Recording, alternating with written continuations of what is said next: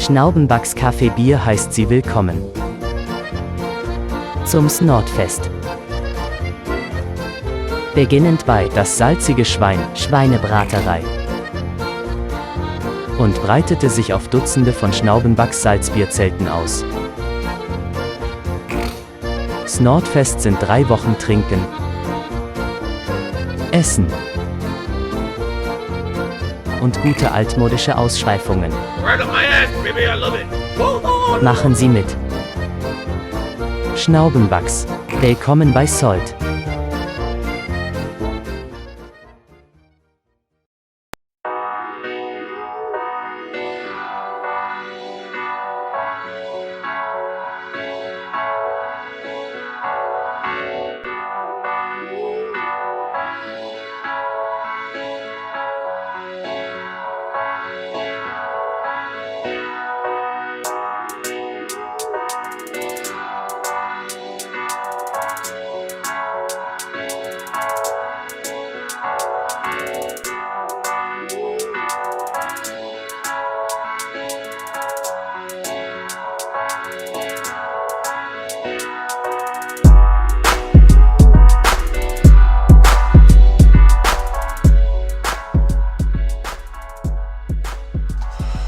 Let's go ahead and get to the situation at hand. Hopefully you guys are all doing well, and let's see if we can add to your day a little bit. Good afternoon, good morning, good evening. This is DSPNEWS 2nd edition. I'm your host, and this is the Gout Report, brought to you by Snortbucks Coffee Co, the best beverage company, and also our new line of beer. Yummy. Hopefully you guys are doing well and whatnot. We're going to go ahead and get into the broadcast and so on and so forth as usual. Yet again, as you know, we have the 12 days of Snortmas/Snoutmas coming up on the main channel. It will be called Goutmas, as long as there's no hangups. That should still go up as scheduled. I hope to have at least the Street Fighter video, or the Tractor FGC, well, the Tractor FGC video will be for the main channel. I hope to have Darksydephil's FGC history, the introduction video, I should say. I should have that up hopefully soon, so I can kind of start getting your requests in, and then we can start processing it. We'll see whose videos match up with what I already have and other videos that I was completely unaware of, and then we can try to compile that. Like I said, I will try to get to everybody's video as best as I can. I will try to. It depends. Like if it turns into a month of FGC history, then maybe that's what it'll do. I've been doing quite a bit of research with quite a bit of help from people who were very, very willing to help track certain stuff down, or willing to talk to certain people on my behalf to find out some very interesting tidbits. One of the things, ladies and gentlemen, that I'd like to press you guys on, just in case you guys don't know, we're in the whole welcome to my TED Talk with GTG, also known as Chewing the Fat with GTG. One thing that's extremely interesting that I was actually looking into, but someone else peeped me to it. They asked to remain anonymous, so I'll respect that. That about ECC, East Coast Championships, for any of you guys who aren't too familiar with that, of East Coast Championships of 2011, or no, not 2011, ECC 11, or East Coast Championships 11, which was held in 2006, I believe. And the whole situation with that was amazing. Like the way Phil alienated certain FGC communities and shit, turned into a major clusterfuck. There was allegedly a tranny who threatened to shoot somebody in the head. It's a mess. That story is a mess. DSP ended up getting fired over this bullshit. He ended up getting fired over ECC. Well, first he got suspended, and then eventually they let him go from Spy. I won't ruin it for you, but I can't wait to start giving you guys that story. That right there may be a video or two in itself if I decide to isolate it and focus on it. That was nonsense. And for someone who was working at Best Buy at the time, the amount of money he was throwing out, it doesn't make any sense. It doesn't make any sense how he has that much, how he had that much liquid, how much liquid capital he had to sit there and spend on the stuff that he spent. And he was very, very detail oriented, and he was very, very particular to tell everybody about how much well, not how much he spent, but what he spent it on. If you were an FGC head at that time, you know what he spent to get some of this stuff. It's ridiculous. That piggy rabbit hole is on some next level shit. And at the same time, there were people who tried to defend him. There were people who wanted to give him the benefit of the doubt, but there were other people that are being like, he's going to end up fucking ECC up. He's going to end up screwing up that reputation. And then a lot of people looked at it for what it was, where, this is him transitioning from, he wasn't that great of a player, so now he's transitioning into a tournament organizer, if you will, so he could try to maintain and hold on to clout. And the whole time, well, most of the time that Phil was talking about this throughout the forums, he's sitting here trying to place ECC on the level of Evo. And no disrespect to ECC, it's been around for a long time. Like I said, that was their 11th event. That was their 11th year running. But to say to try to equate it to some degree to the level of Evo is kind of ridiculous. You know what I'm saying? It was kind of silly thinking that. Especially since it was being run out of an arcade.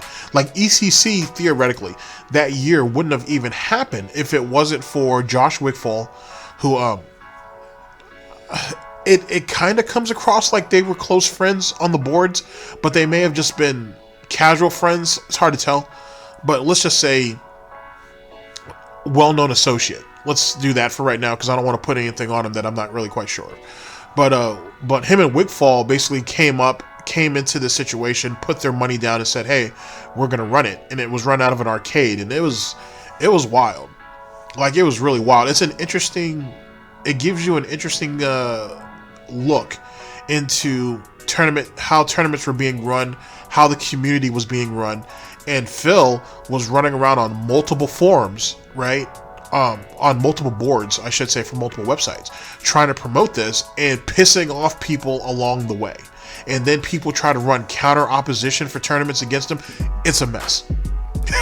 It's a mess. But I hope, ladies and gentlemen, that right there is just a little bit of bacon bits on the amazing meal that I have set up for you guys. It's not even a meal, it's like a buffet that may last a couple of weeks or a month, because there's gonna be so many videos to go over, and with each video I'll try to give you guys a little bit of this nonsense. It's gonna be wild. But like I said, that video should come out soon, telling you guys what my plan is, how you guys can contribute, i.e. what videos that you guys may want to see, and I'll ask you guys, or I'll give you guys some instructions, I should say, on how you guys can help participate in that. It should be interesting. And we're gonna go through and we're gonna find out what's what, and I will try to produce as many receipts as I can, or I'll at least leave links so you guys can find some of that stuff, hopefully. Some of it's harder to find than others. A lot of people had their accounts banned off certain forums, mainly SRK, so they got like the generic little robot, unless I can find the quotes for it. It's gonna be a mess, but that's for me to worry about. But it should be interesting. I hope to really show you guys what the FGC thought of him, to be honest with you. And he had his defenders. He had people who, when he transitioned out of the FGC to YouTube, they were happy for him. And there were people that were still even a little bit pissed off that he still tried to use YouTube to lord over people in the FGC, being like, "Oh, well, this is what you guys did to me, but now look at where I'm at." You know what I'm saying? I was valuable, I was important, I was relevant, and look at where you guys are, look at where I am.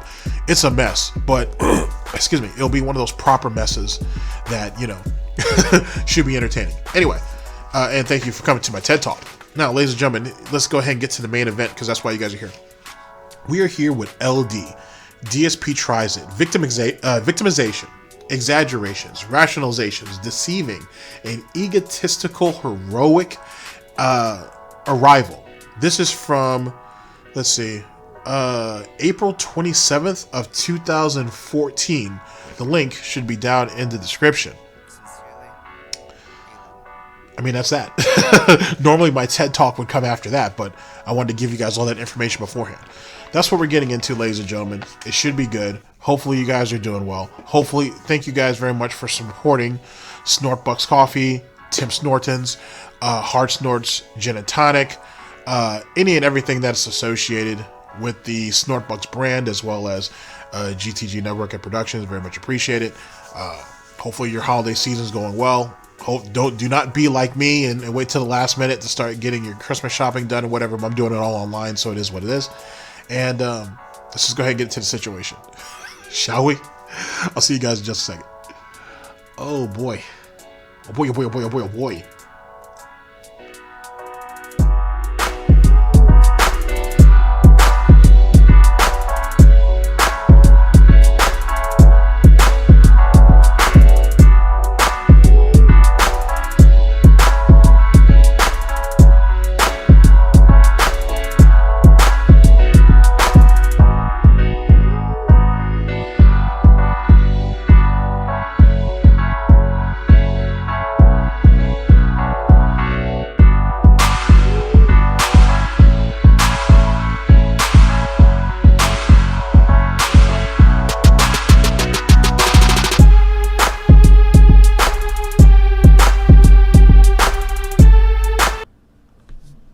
Hello everybody, good evening. Hello and welcome to the pre-stream. And for those of you who are filing in, yes, this is the first stream that I've done in a week and a half. It is definitely going to be an interesting one because it's nothing like the usual gameplay that I usually do. It's going to be primarily me talking about... Sounds like a normal pre-stream to me, but whatever. Ladies and gentlemen, we are here with LD. DSP tries it. Victimisation, Exaggeration, Rationalization, Decieving, and Egotistical Heroic Arrival. This is from April 27th of 2014. The link should be down in the description. And hopefully you guys have your Snortbucks available. Because goddamn, the temperature is starting to change. It's starting to change a little quicker than I would have expected. But either which way, let's get it. Oh shit, hold on a second. Stupid echo. And I want to, in advance, apologize for technical difficulties that it looks like we're going to have tonight. First of all, obviously, you know, I haven't done this in a week and a half. I may be a little rusty, like you just heard the echo. So I ask that you be patient in regards to that. If something, you know, little technical blips happen here or there. The other thing I want to apologize, I can already tell you, taking a look at my stream, that it's incredibly choppy. Now, when I left to go on this house hunting venture several weeks, well, not several weeks, a week and a half ago, if you remember correctly, for about a night or two before I left, my second stream, my later streams, were basically pretty choppy. And I don't know what it was. Obviously, I was thinking, oh, it must be my internet. And, you know, I have to think that's what it is, that my internet is once again acting up, just like it was, you know, months and months ago. It seems like it's back again. After several weeks of being good, it looks like my internet's having problems again. So the good news here is that most of what I'm doing tonight is just plain talking. Yes, I'm going to be on camera, but it's primarily... But I thought all of the lag and everything that he would experience when online play was all on the opponents. I thought it was the opponent's fault. I thought that was them using lag tactics and lag switches and other nefarious methods to get over and beat our hero Darksydephil. I thought that was the situation. I thought that was the predicament that we were in. Isn't that interesting? Because wasn't it only like a week or two ago, excuse me, in our current timeline, where he was doing like, not Ask the King, but he was doing some type of whatever, talking drama stream as normal. And he had a bit of a hiccup with the internet too. And it was noticeable. And noticeable to the point that when he used to play on Friday nights, as you guys remember, Friday Night Street Fighter, it would happen on occasion as well, but it was always someone else's fault. It was Goji Tank's fault. It was Evil AJ. It was anybody. It was anybody and everybody else's fault but his own. Interesting. Well, semantics. Just remember though, he has that business class internet though that he pays hundreds of dollars a month for. But you know, whatever. The trip, the stuff that we did on the trip, what I found on the trip, the results of the trip, more details about the trip, because with just the vlogs that I did for this past week and a half, it did not fully cover everything that we did on the trip. And in fact, there's a lot of good questions people were posing, such as, geez, is that all the houses Phil saw? He went all the way out there just to see that many houses, and, you know, other behind the scenes things that people have been asking.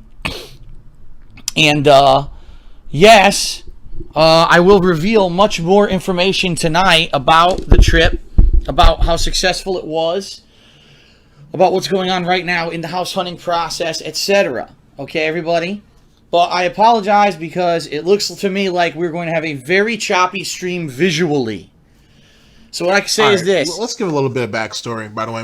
I'm sure most of you guys know, but for some of you who don't, it's not a problem. So this is Darksydephil in 2014 looking to move across country, right, to find his dream home, the Snort Fort, as it's known now, also known as the Wakanda. Now, initially, him and Panda were supposed to be moving together, and that was the situation. I know we went over a video prior to this one where he said he was going to move to Washington alone. Have no clue what the situation is with that. That's up to speculation, and that's what we do here. But it was always going to be him and Panda moving. The reason why for that, ladies and gentlemen, to go back into our piggy lore, if you will, is because he not on top of moving across country or moving wherever. I'll get to that in just a second. And starting his new life and having his own little office / studio / pig pen to go ahead and do whatever he wants in, so he can make this amazing content, because he's such an artist and Connecticut was restricting him in all ways, and that's why he had to move out, as well as taxes. Plus taxes, and let's not forget taxes. He was also going to get his back fixed. You know, that horrible situation with his back that no one really knows what caused that situation, but he bitches and complains about it over multiple years, and he was able to use people like John, Howard, and I only found out not too long ago that OJ, to chauffeur him around, because, you know, he has such a bad back and he can't drive long distances and he can't be on the highway because it could cause an accident and he could get himself killed, and I guess he could also get other people killed, but he mainly only talked about himself being killed. It's a thing. In any case, with this original house hunting that him and Panda were doing, they were supposed to go to 3 different places. They were supposed to go to Florida, they were supposed to go to Texas, and they were supposed to go to Seattle, Washington. 3 separate trips to go to all these places. Now, in reality, I think he had taken Panda to Florida, and I think he may have taken her on a trip to Texas, or he had gone to Texas, because he's gone to Texas Showdown a couple of times as well. So in actuality, he didn't need to go there. He broadcasted that they were looking at houses in Florida and in Texas, but he didn't actually need to go there because he had already been there, or taken her at least once. So Seattle, Washington was basically the last place, and that was the only place they went. And they spent like 4 or 5 days there looking for houses, eating at all of the different places, showing off everything that they ate, went to a couple of attractions, and then came home. Spent thousands upon thousands of dollars while he was out there. Now, he sits there and says, oh, well, I used the rewards that were on my credit cards for the hotel, and we're not supposed to be trying to spend a lot of money out here. We're really just trying to buckle down and find a house and make sure we can put all of our money towards that house / condo. But in actuality, they were spurging the fuck out while they were out there. And he flaunts it pretty liberally during these videos. He's very keen on showing people, this is what we're doing, this is what we're eating, this is, you know, look at how successful I am. Which by far, ladies and gentlemen, if any of you guys know, that's a DSP-ism for sure. So this right here is no different. But that was the situation with the house hunting. And I think his plan, I don't know if Panda knew about it, but his plan was it was always going to move across. It was always going to be Seattle. It was always going to be Washington. It is what it was. I think he thought that the environment was going to help stimulate some type of creative juices. Panda's young, so that gives her a lot to do. That may give her some inspiration. It also gives her a very strong outlet for her soap business, which is only in the last year or so you're really starting to see that flourish again, and so on and so forth. With that being said, in actuality, none of those things really came to fruition, and any prospects for Panda didn't happen until after she left him. So it kind of gives you an idea. And then also, he didn't handle his business in Connecticut properly, meaning the condo, and ended up fucking all that up, which is what's basically chapping his ass now. It's a mess. It's a real mess, and it's amazing how someone who prides himself, it's not pride though, it's ego. It's someone who's as egotistical as he is about his business experience, right? And his business acumen, never actually was able to flex any of it. He was never able to use it. He talks so much, ladies and gentlemen, about that ACE certification, right? And achieving excellence, whatever. And yet he was never able to implement it where it needed to be implemented the most. At the helicopter company that gave him the training to do that, and at his supposed personal business on YouTube, on Twitch, or just on the internet in general. So what the hell was that ACE certification really for? What good was it if you weren't able to utilize it at the place of business that gave you the training for it, or in your own personal business? I want you guys to think about that. Even if you're going to watch on stream and you have an issue with the choppiness, minimize the window and just listen to me talk. Seriously. Now, when I record this for YouTube, I am recording the pre-stream. I will be recording, this vlog. It won't be choppy. But right now, it seems like my internet is very choppy. Keep in mind, this is the first time I've used it in a week and a half for anything like this. It looks like if, after the results of tonight's stream, if it doesn't stabilize, I'm going to have to put in a call to Cablevision and or Optimum Online yet again to let them know it's screwed up again and they need to figure their shit out. Thank goodness, all I have to say is this, thank goodness that we have solid progress in the hunt for a new place to live so I can get away from this fucking area, get out of Connecticut, move to a better place where I don't have these kind of issues. Okay? But I just want to say to everyone, I apologize that the visually the stream is going to... That's another thing I can speak on. When we went over that video talking about him moving, his move, basically, and how he has spoken to the realtor and everything that kind of came with that, outside of just how grossly unprepared he was, I think another factor that we need to go over. Sorry, I haven't actually gone through my first cup of Snortbucks yet. As this goes on, it should get a little bit better. One of the factors, and in conjunction with what I was reading on as it pertains to some of his FGC stuff, is he has a lot of bad memories on the East Coast, ladies and gentlemen. He has a lot of bad memories of his own making, by the way. He had alienated himself to just about everybody. Just about. And when he sits there, and we'll go over those videos if I haven't already on this channel or on the main one, when he talks about how he was pissed off that John and Howard and OJ and all of them were kind of glad that he was gone when he moved from Connecticut to Washington, and how like they couldn't wait to get rid of me so they don't have to worry about me anymore, and so on and so forth. That's him projecting what he's already was thinking. He already felt that way. He must have picked, I guess in his own mind, because he is paranoid, he automatically picked up that, as we're getting closer and closer to this move, these guys are treating me a little differently. He couldn't see that these people were happy for him, and they were happy to see him move on with whatever the next chapter of his life is. I think he wanted that, but he also wanted them to kind of still be under hoof and be ready and be at his beck and call whenever needed. And I think with John and Howard, respectfully, I think they were kind of like, you know, hey, we're happy for you, and so on and so forth, but we have our own lives too. We always have. And it's just now being apparent to you, or become apparent to you, because now you're starting to realize what you lost, which is really just shows that Phil didn't appreciate them in the first place. But going back to what I was saying about how he has a lot of bad memories, from the FGC standpoint, he had a shitload of bad memories. Like, he fucked over a lot of people. He alienated a lot of people. He talked shit about a lot of people. He did a lot. And I think in actuality, he looks at the East Coast as his ultimate failure. And so him going to Florida probably wasn't going to help him, but it probably could have. Him going to Texas might have definitely been a help, but he's a bitch and he complains about the weather, even though he complains about the weather in Seattle too, but whatever. And he did in Connecticut. So he moved over to the West Coast because for him, I think he looked at, if you look at it from an FGC standpoint, the West Coast is where all the winners are. The West Coast is where all of the successful FGC heads are at. I think Justin Wong had just moved over there.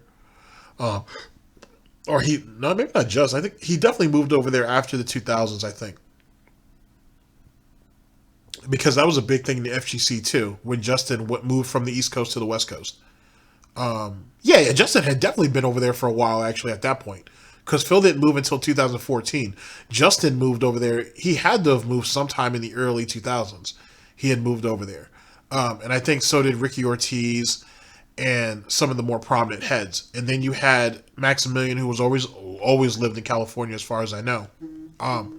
He, yet again, that's where all of who Phil perceived as the real winners in the FGC lived. So he's just, instead of moving to California, because he probably couldn't afford it, he decided to move to Seattle instead, or move to Washington State.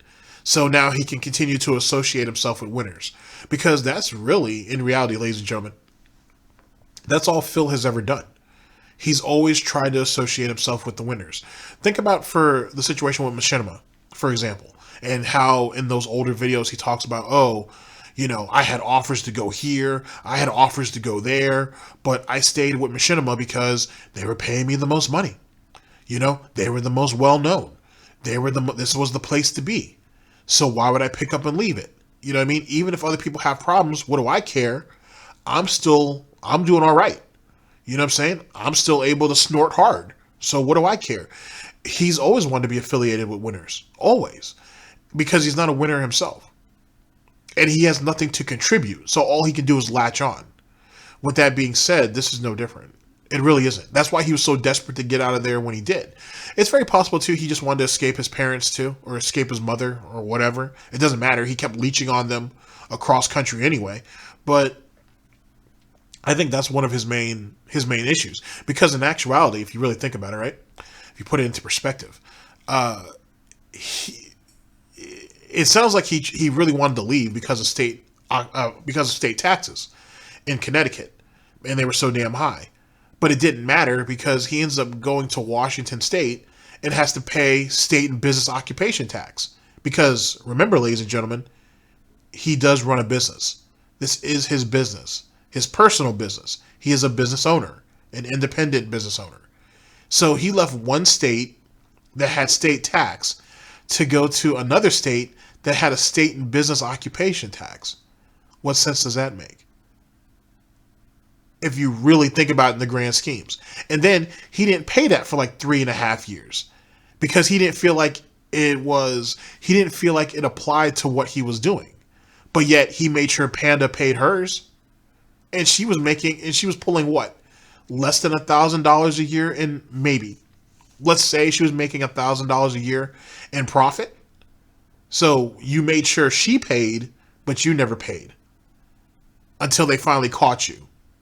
And then he made his audience raise the money, and then he used that to pay off the situation. Which in actuality, he kind of didn't, because he kind of used that back tax money to move Cat from Michigan to Washington. But that gets into a whole new rigmarole into itself. Be choppy tonight, okay? And Like I said, you might even want to just minimize it if the choppiness is going to be too much for it. I can tell you right now how bad it is, just to give you an idea.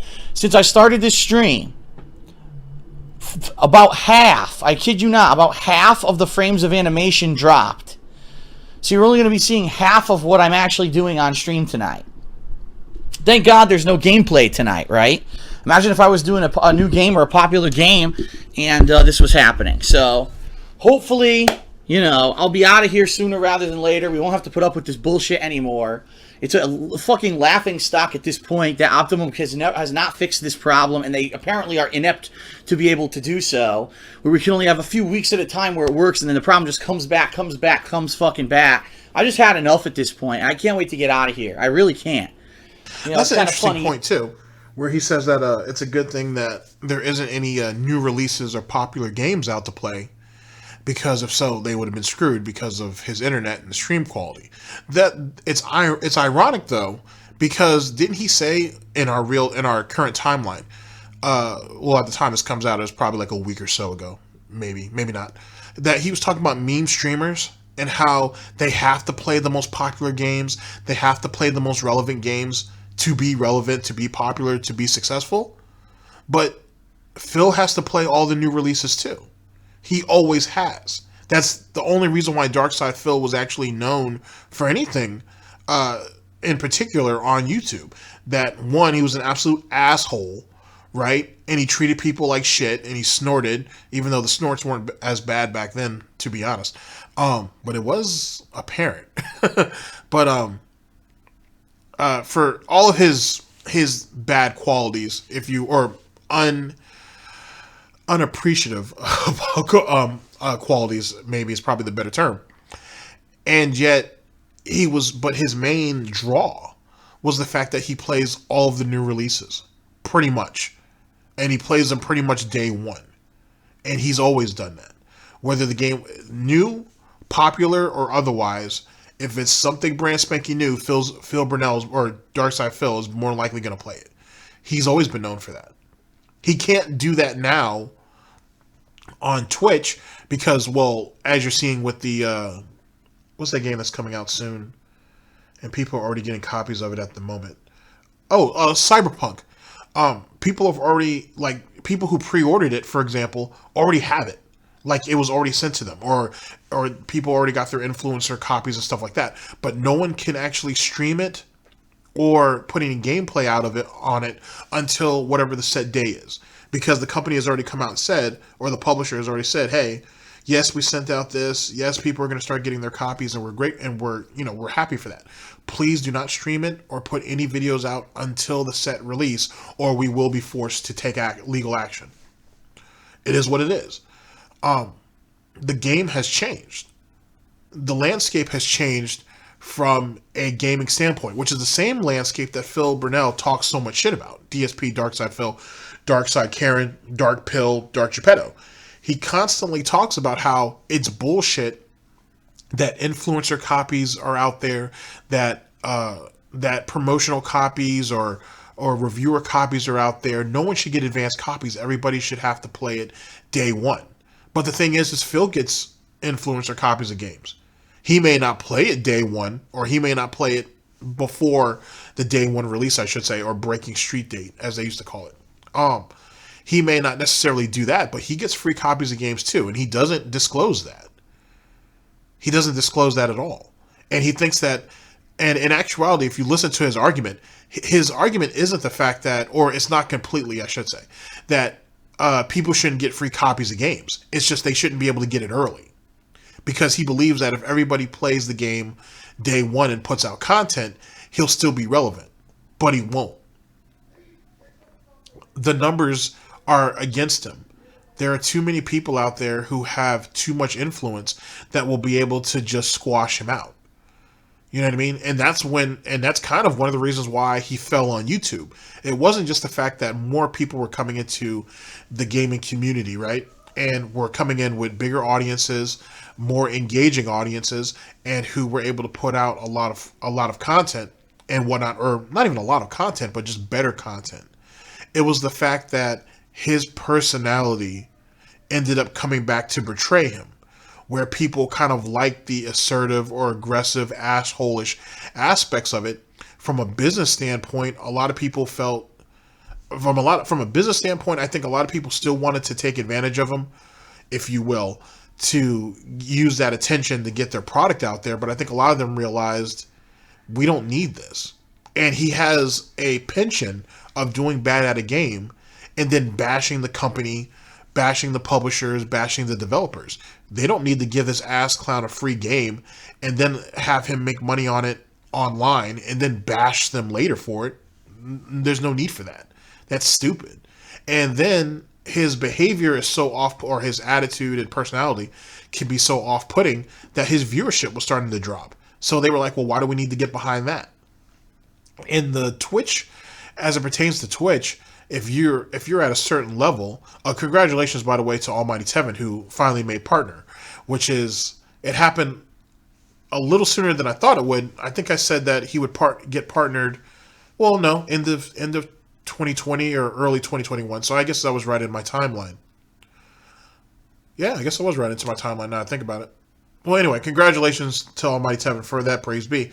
But if you're anybody who can garner attention, right, you're going to get free copies. Even when Tevin was banned from Twitch, he had, during those 2 years, people were sending him free copies of games or whatever, or companies were reaching out to him because he garners an audience. You know what I mean? And he can maintain and keep that audience.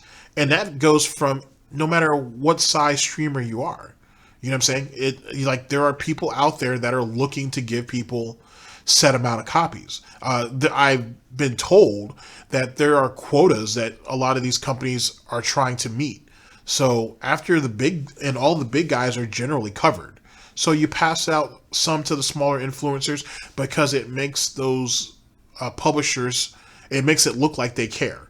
You know what I'm saying? It works out that way. It's not just putting the product out there to whatever big influencers and that's it. Sorry. You hit everybody, small, medium, and large. You know what I'm saying? And whatnot, because you got to get your name out there. You got to get it circulating.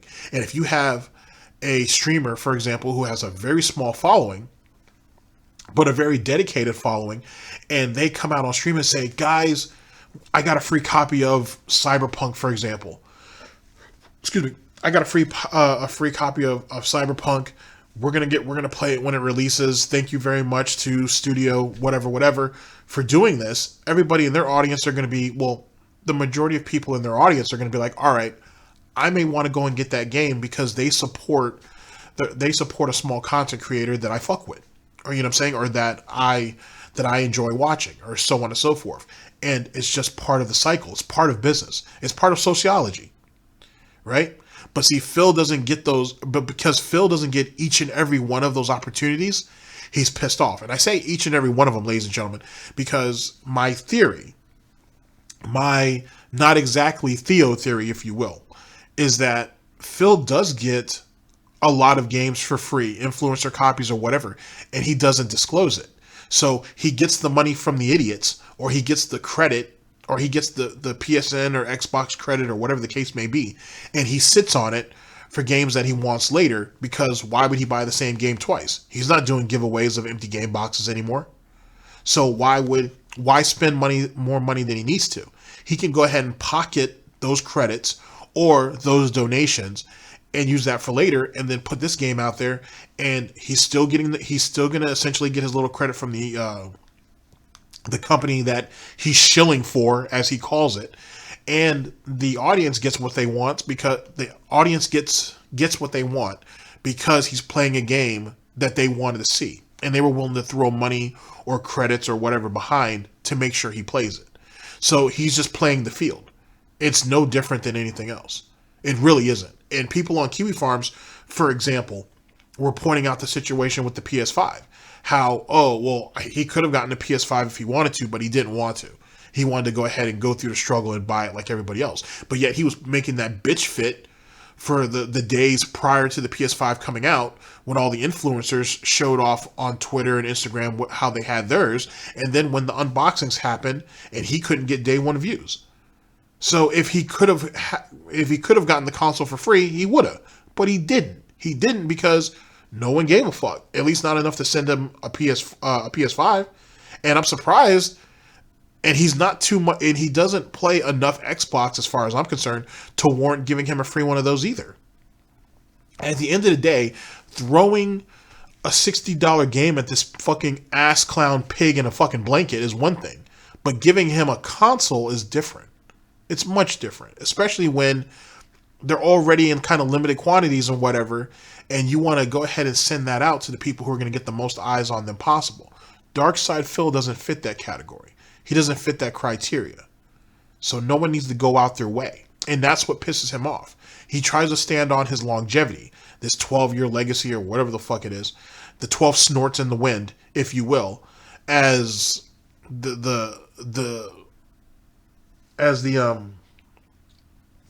point of contention and a priority that they should support him because he's been around. But that's not good enough. That's not good enough at all. If that's the case, then Spoonie 1 should be getting everything. He should be getting everything if that's the case. You know what I'm saying? Why, if that's really, and let's go ahead and push this a little further and let's get back to the actual broadcast. If that's true, why hasn't any of these PC builders reached out to him yet and made a free build for him? Or a custom build at a discount or whatever the case may be. Why hasn't that happened yet, ladies and gentlemen? Why is it that, oh, you guys need to keep supporting me at such and such level, or you need to exceed that level? So the next big changes that come up is a new gaming chair, the same gaming chair that he used to shit on other influencers and other streamers for having, a new laptop, and a new desktop. And then he'll get the new webcam that doesn't give him that basically piss complexion that he has, because I can't think of a snappier thing at the moment. and then get a new green screen. Did anybody notice why the webcam and the green screen are basically last? But he wants all of the high-end electronics first. And then here's another part of my not exactly a Theo theory. Big ups to Theo and Cleo. Is that he's going to sit there and be like, oh, well, I have the new chair, so now I'm comfortable. Because remember, Phil's personal comfort trumps everything. I have the laptop, and I have the new PC. What do you guys need? And maybe he'll get someone just to donate the webcam off of his Amazon wish list. What do you guys need a new green screen for, guys? I still have everything that you guys want. You guys said I should get a more comfier chair. I have it. You guys said I keep bitching about my laptop, so you guys bought me a new laptop. You guys went ahead and got me a new desktop and whatnot, so the stream is running better, and that helps you guys out. And you guys even chipped in to get me a new webcam. Do we really need a green screen at this point? Don't you guys like my office? Think about all the decorations that I put up for you guys for the holiday season. Look at my shrine to the PS5 and my controller and my headset that I have set up back here. All the other influencers have it. Don't you guys want to see mine as, you know, just like everybody else? It's funny how he bashes the very people that he's trying to emulate. You know what I mean? And let me be honest with you too. That thing with that controller, yeah, he's a fucking moron. Abso-fucking-lutely. But also, I think he wanted them to buy the extra controller for him for two reasons. One, because he's a fucking idiot and he wants another controller. And two, he wanted to show up. I think he wanted to show up Wings, as well as a couple other people. Because there are not too many big influencers who, as far as I know, who either purchased or were given the PS5 headset. You know what I'm saying? Not too many people went out their way to get it. Darksydephil can now go ahead and say, hey, I got the PS5. I've got the controller, which is what mainly the majority of people had and were showing off. But I also have the headset too.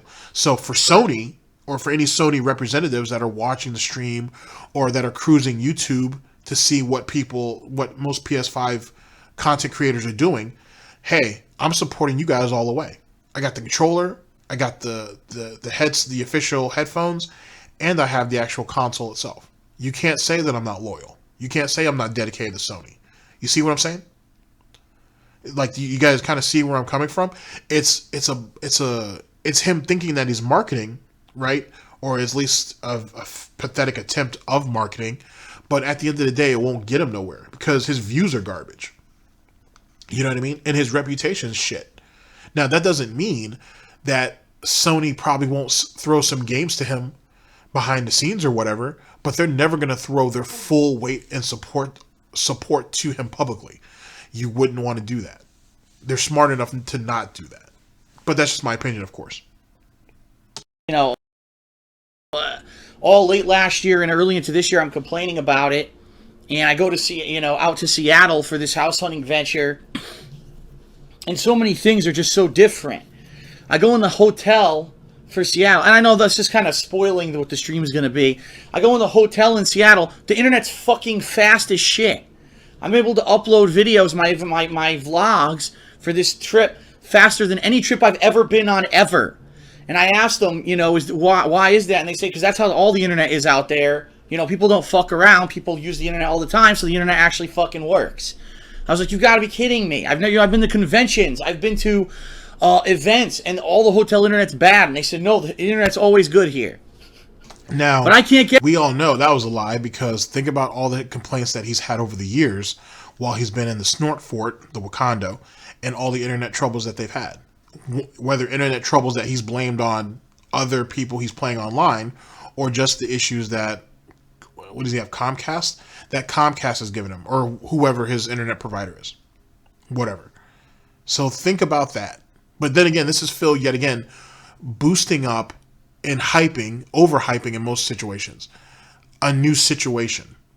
You know what I'm saying? Something new, because for Phil, whatever it is that's new, that's happening to him, or that he's about to buy, or he's about to embark on, if you will, or snort on, if you will, he has to overhype it. He has to make it seem bigger than what it is.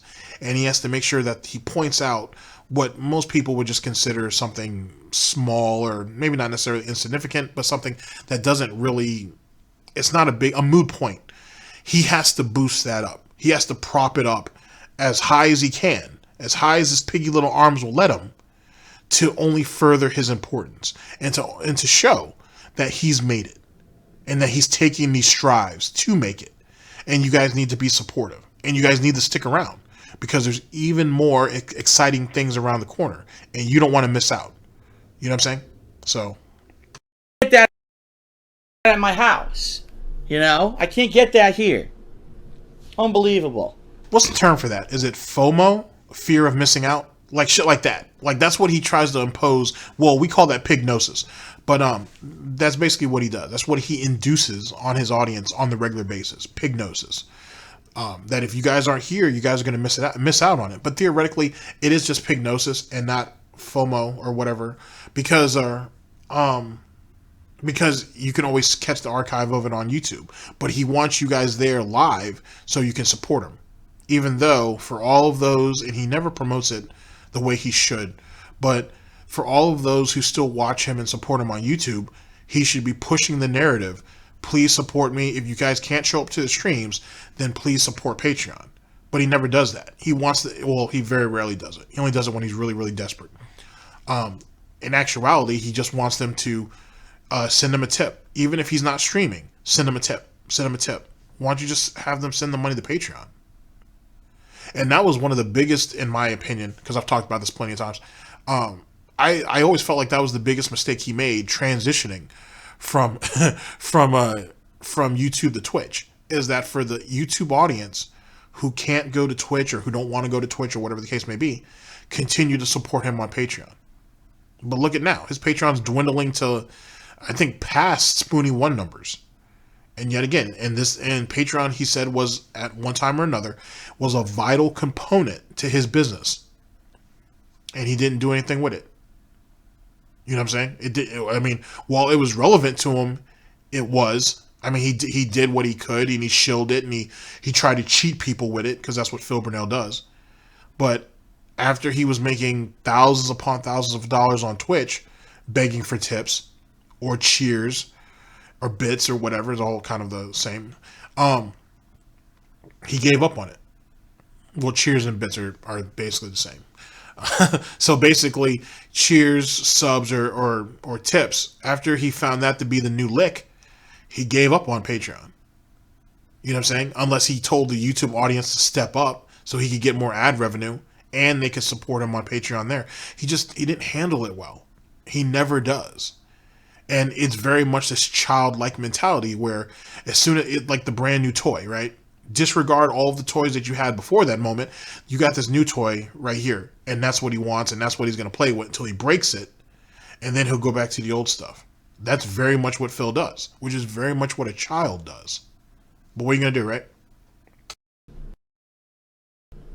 So, some pre-stream shenanigans here. First of all, everyone, I'm going to attempt to see if my voice is synced with the video, but as I've said, I'm dropping so many frames of animation tonight, it might not even matter. It literally might not matter. It might be so choppy you can't see the fucking video anyway. But just for the sake of argument, let's go over to the video and let's see what if I am synced or not. For YouTube, you guys are going to see this, and you're probably going to see it fine and say, okay, I don't understand what Phil's talking about. But if you're watching this on Twitch, you're definitely going to say, whoa, because you're probably seeing massive dropped frames right now, okay? Well, I'm doing an audio sync test. That's all the purpose of this is, so I'm going to do audio sync right now. Ready, everyone?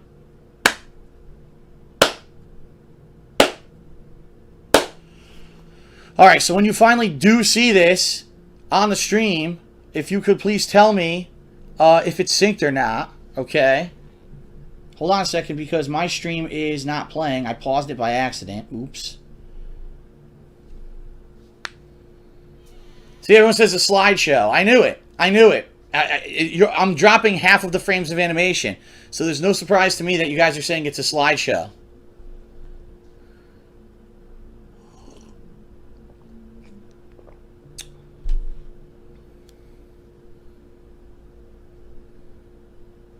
Yeah, it's unwatchable. I'm watching right now on my laptop. It's fucking unwatchable. It really is. Now, this is kind of a throwback to anybody who's followed me for any set period of time, right?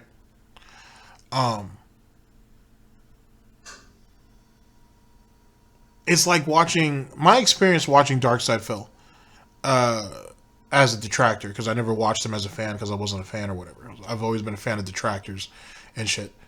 But watching him as a detractor, it was, I have to be honest with you, it was like my experience, for all of the good things that's happened as a detractor, at least the situations I didn't fuck up, because I fucked up plenty. But for all the people that I've met, you know what I'm saying, for all the things that I've learned, for just for the experience itself, like, you know what I'm saying, it's been a great experience being a detractor. I have to say, watching his failure has been incredibly amusing, and watching and engaging and listening to the audience and their feedback of it, and listening to other detractors and speaking to them about their thoughts on everything and how his failure has gone on. Like, you can talk to James the Lesser, Agent Proper. They'll tell you, those two for sure will definitely tell you Ghostly wins. I've had really long conversations with them about this. It's been an amazing experience. I'll just say that. Don't worry, I'm not saying this because anything's happening. I'm just saying, just to make a point. But one of the major, if I had to say anything that I've always, shit, my bad. If I would say there was one downfall to all of this, it was the fact that, whether any of you guys believe this or not, we've slowly but surely watched a man die. Like, and I mean,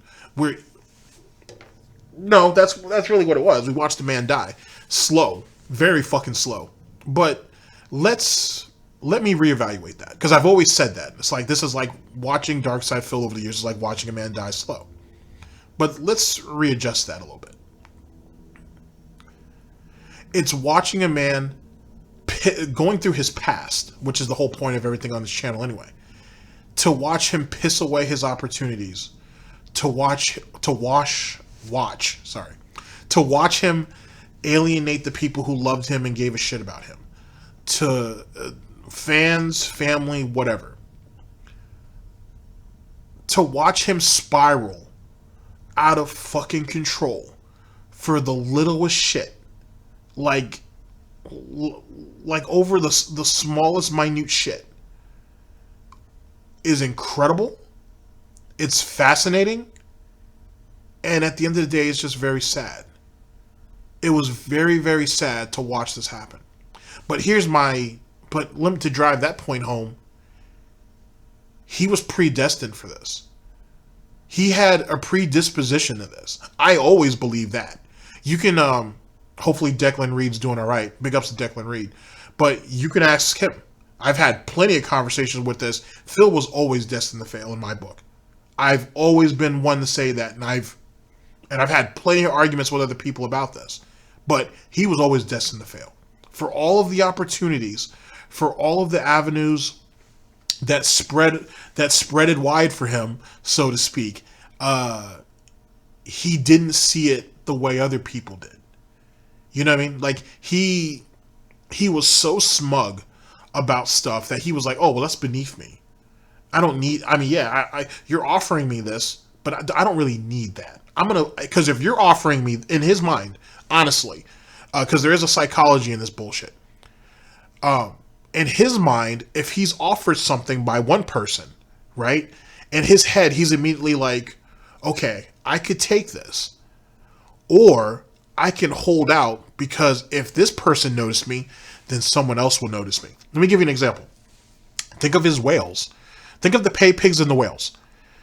More often than not, Phil is trying to appeal to the whales, not the pay pigs. The reason why for that is, Phil has always built up the mythos over the years that he doesn't want one or two people to donate large amounts of money to him. He wants everybody to contribute evenly, or actively, I should say. And that right there is what makes his community. But that's a lie. It's a lie for a lot of people, to be honest. It's a lie for a lot of people. Let me give you an example. The mythos behind the SOK, the water well in Africa, right? Is that, or supposedly, the mythos is that that was like 5, maybe 10 people who actually donated all that money to make that happen. It wasn't every single person watching. You know what I'm saying? So just to give you guys an example, at least according to the mythos, Darksydephil is no different. He's no different from any other internet thought. They know what Johns are going to come in and donate the big money, and then some of them that might just sprinkle a little bit money here or there. To be honest, it's what the situation is.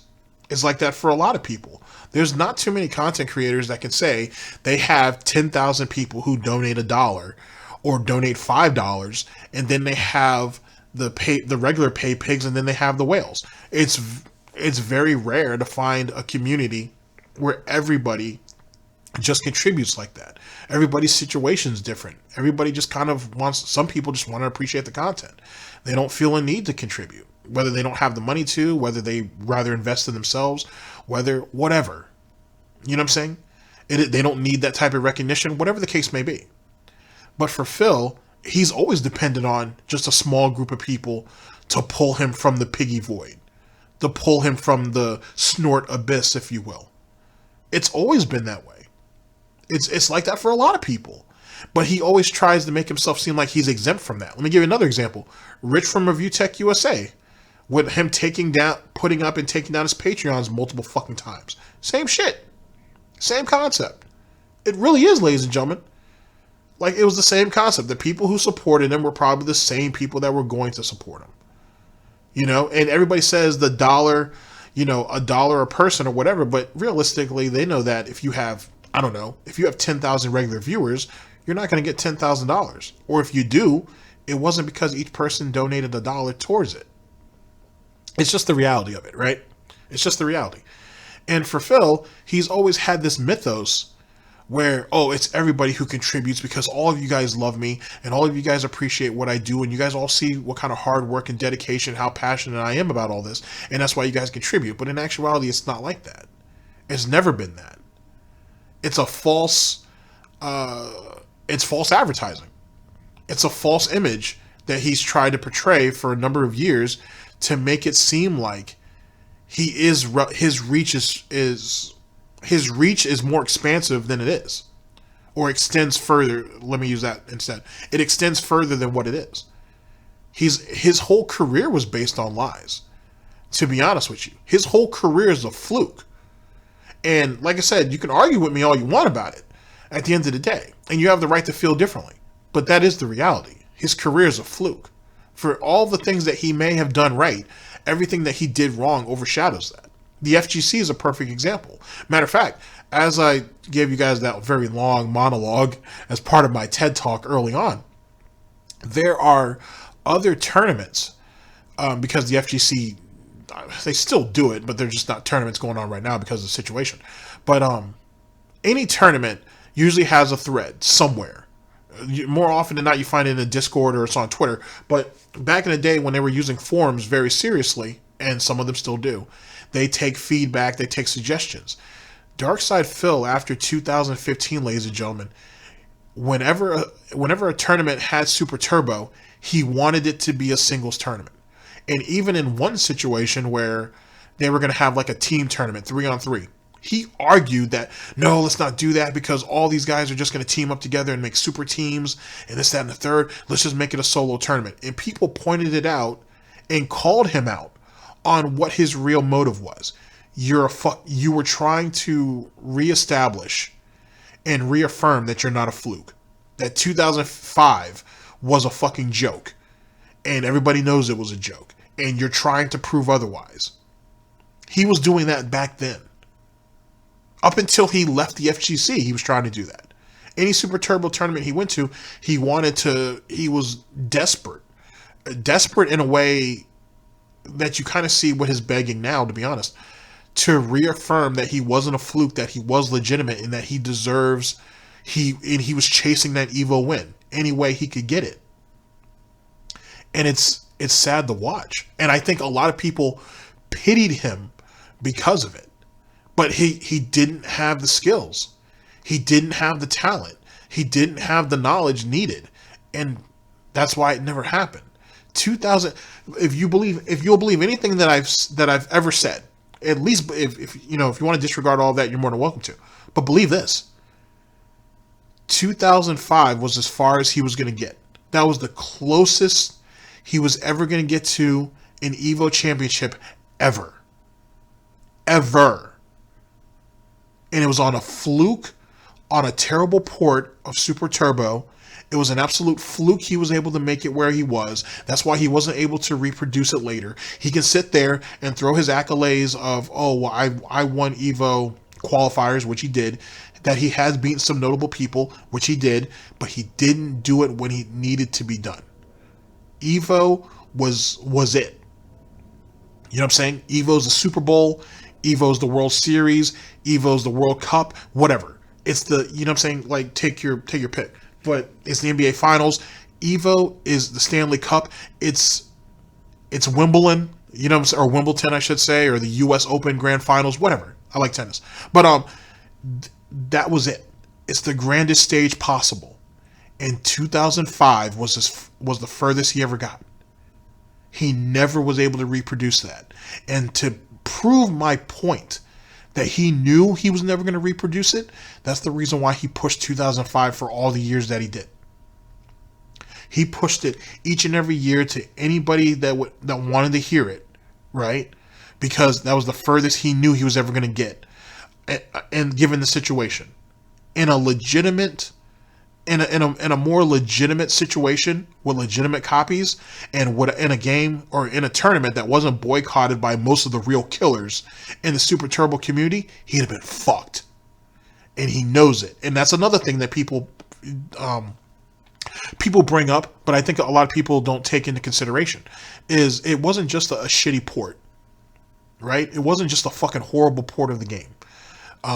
It was the fact that the tournament was boycotted by a lot of big name people.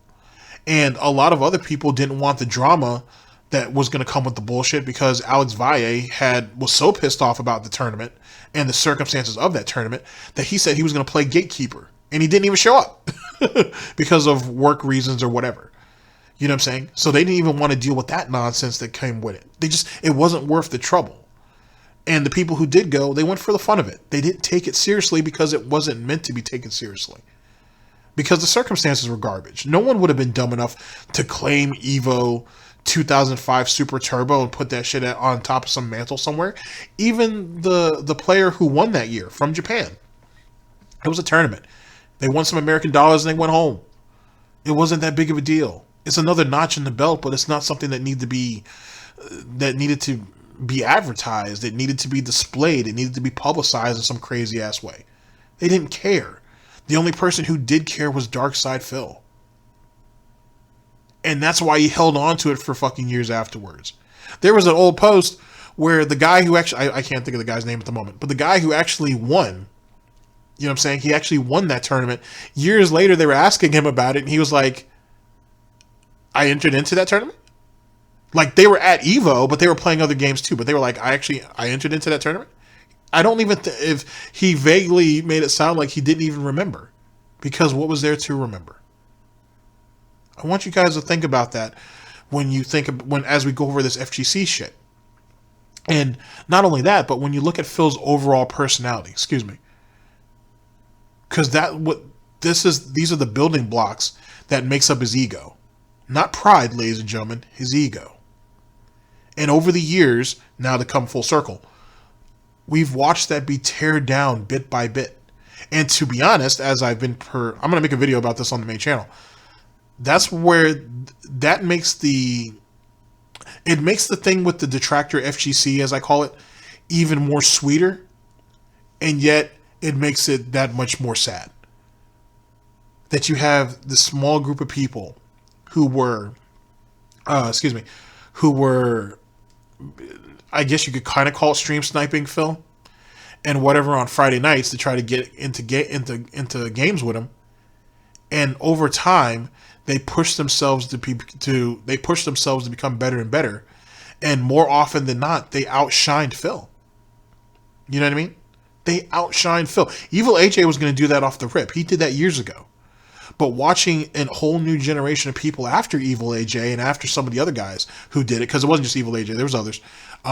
Evil AJ's light star shines bright amongst all of them, but there was other guys who had made a shitload made fun of him, like Wonder Waffles and that fucking double perfect with Bison, with M Bison, for example, amongst others.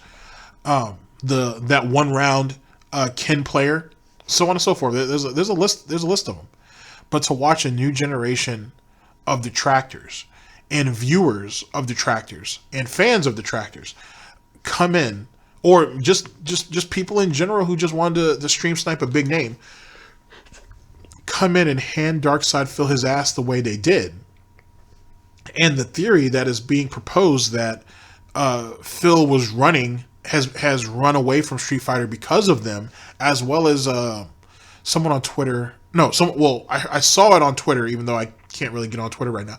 But I saw it on Twitter, but they were co-signing to something that was said on Kiwi Farms about how Phil ran away because Phil's spies went ahead and was like, hey, LSB is the one who are kind of, some of these people are circulating around LSB and whatnot, and that's where all of it's going, and then the drinking game and so on and so forth that they got going on, and Phil was getting pissed off about it.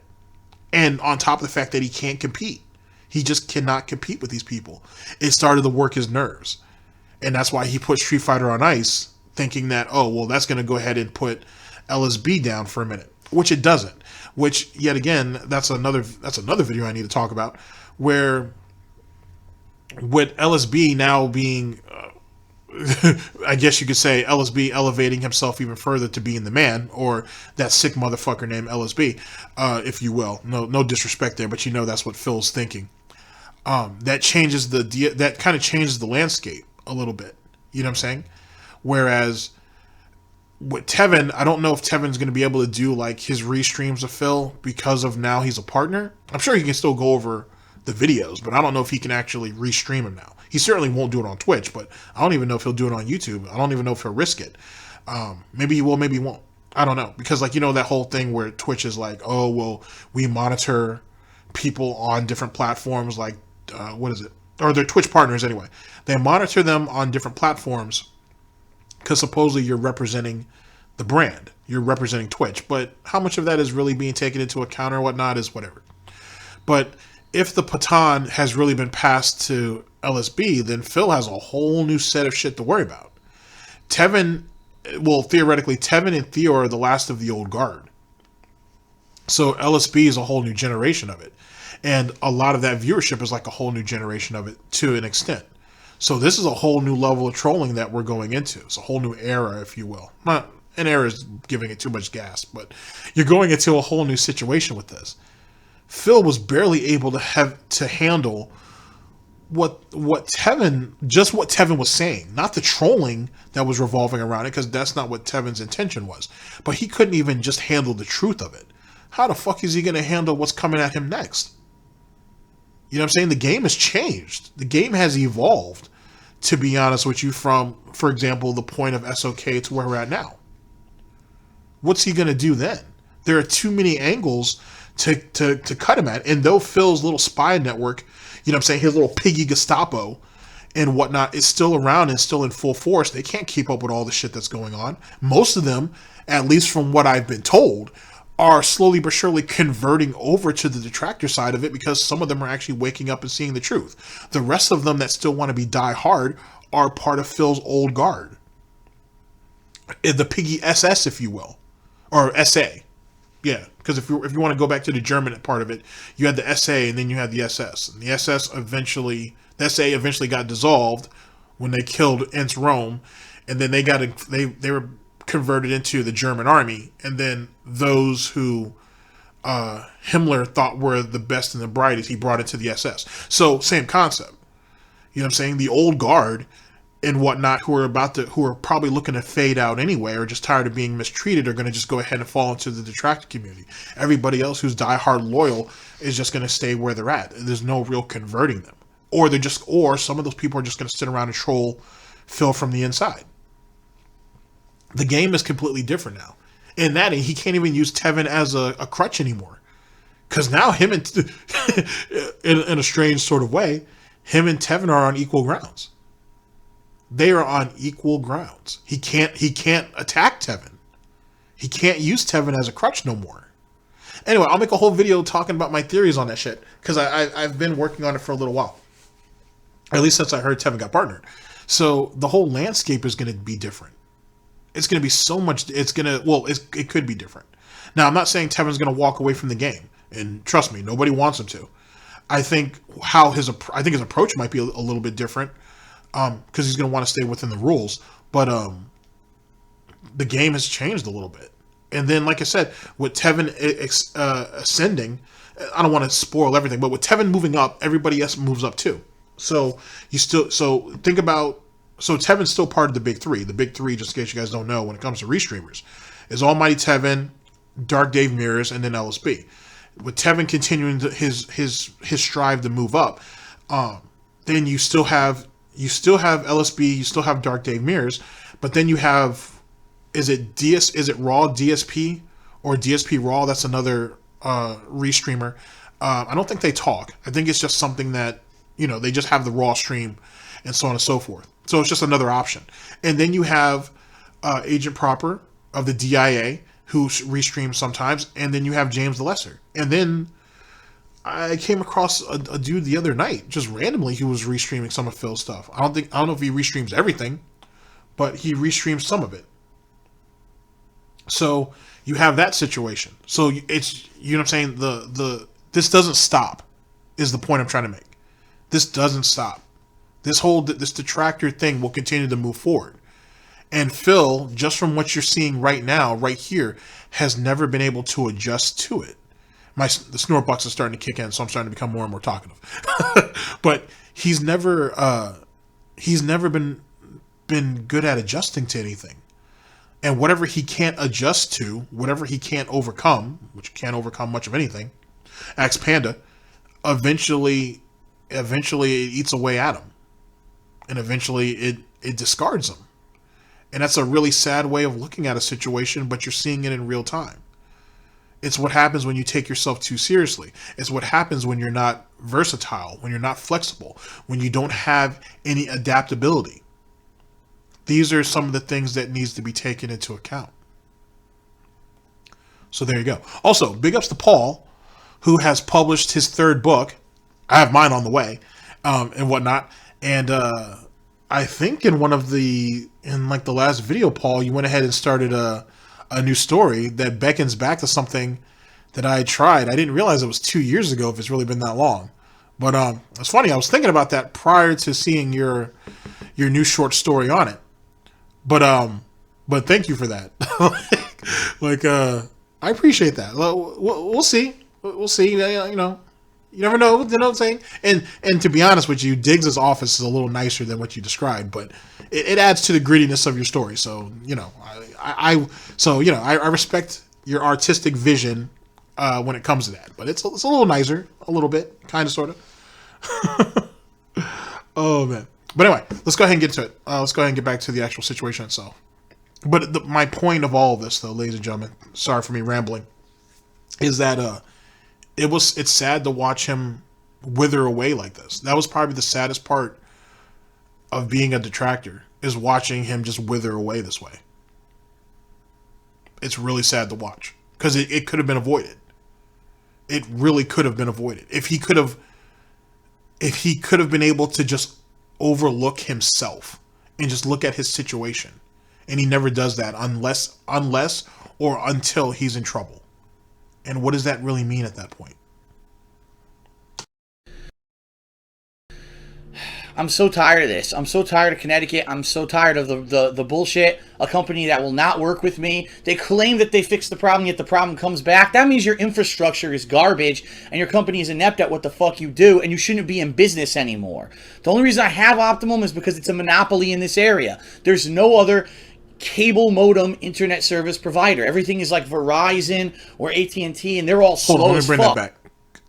Because he says something that rings true to him even to this day. That oh, that's a good screenshot. Oh, that's hilarious. Anyway, my bad. Let's see if this is what it is. That means your infrastructure is garbage, and your company is inept at what the fuck you do, and you shouldn't be in business anymore. The only reason I have Optimum... We're going to bring that back one more time. Oh, I didn't get the face, though. Anyway, that right there, ladies and gentlemen, is a perfect description of Darksydephil and his business. If your business is failing to such a point where you have to demand... if you have to demand donations... I'm sorry... crowdfunding to keep your business afloat. If you have to fearmonger people into giving you money so you can pay your basic bills and be able to afford the most basic necessities, essentials, as in groceries, maybe you need to stop doing what you're doing and do something else. Maybe you're inept at your business. You're inept at what you're doing, and maybe you should do something else. Excuse me. Is that not fair? The extra whipped cream on that Snortbucks got me, but goddamn, it was good though. It was strawberry whipped cream, just to let you guys know. We're out of cherry currently, but does that not? I mean, does that not ring true for him? Does that not ring true for most businesses? I just thought I'd put it out there, but here, I want you guys to hear it one more time, because that right there was hilarious. I'm so tired of this. I'm so tired of Connecticut. I'm so tired of the bullshit. A company that will not work with me. They claim that they fixed the problem, yet the problem comes back. That means your infrastructure is garbage, and your company is inept at what the fuck you do, and you shouldn't be in business anymore. The only reason I have Optimum is because it's a monopoly in this area. There's no other cable modem internet service provider. Everything is like Verizon or AT&T, and they're all slow as fuck because they're not using the cable lines. They're using other methods to get you your internet. So of course I have to get the one that's fastest, and that means that I get the lowest fucking quality choppy bullshit because it's a fucking monopoly, and I'm tired of it. I really am. I'm tired of it. So basically what that kind of means, let me give you the Snort translation, is he went with the most expensive internet plan he could find, in the belief that if it's the most expensive, then it has to be the best. I guarantee you that's what it was. I guarantee it. At this point, Optimum has not been able to satisfy me at all. At all. And they've done nothing to remedy the situation besides a momentary fix, and then it just comes back. Unfucking It sounds like him and Panda's relationship couldn't satisfy her at all, and put band-aids on the real critical situations, which eventually peeled off and everything fell apart. Or it got infected and became a staph infection, or whatever the case may be. Womp womp.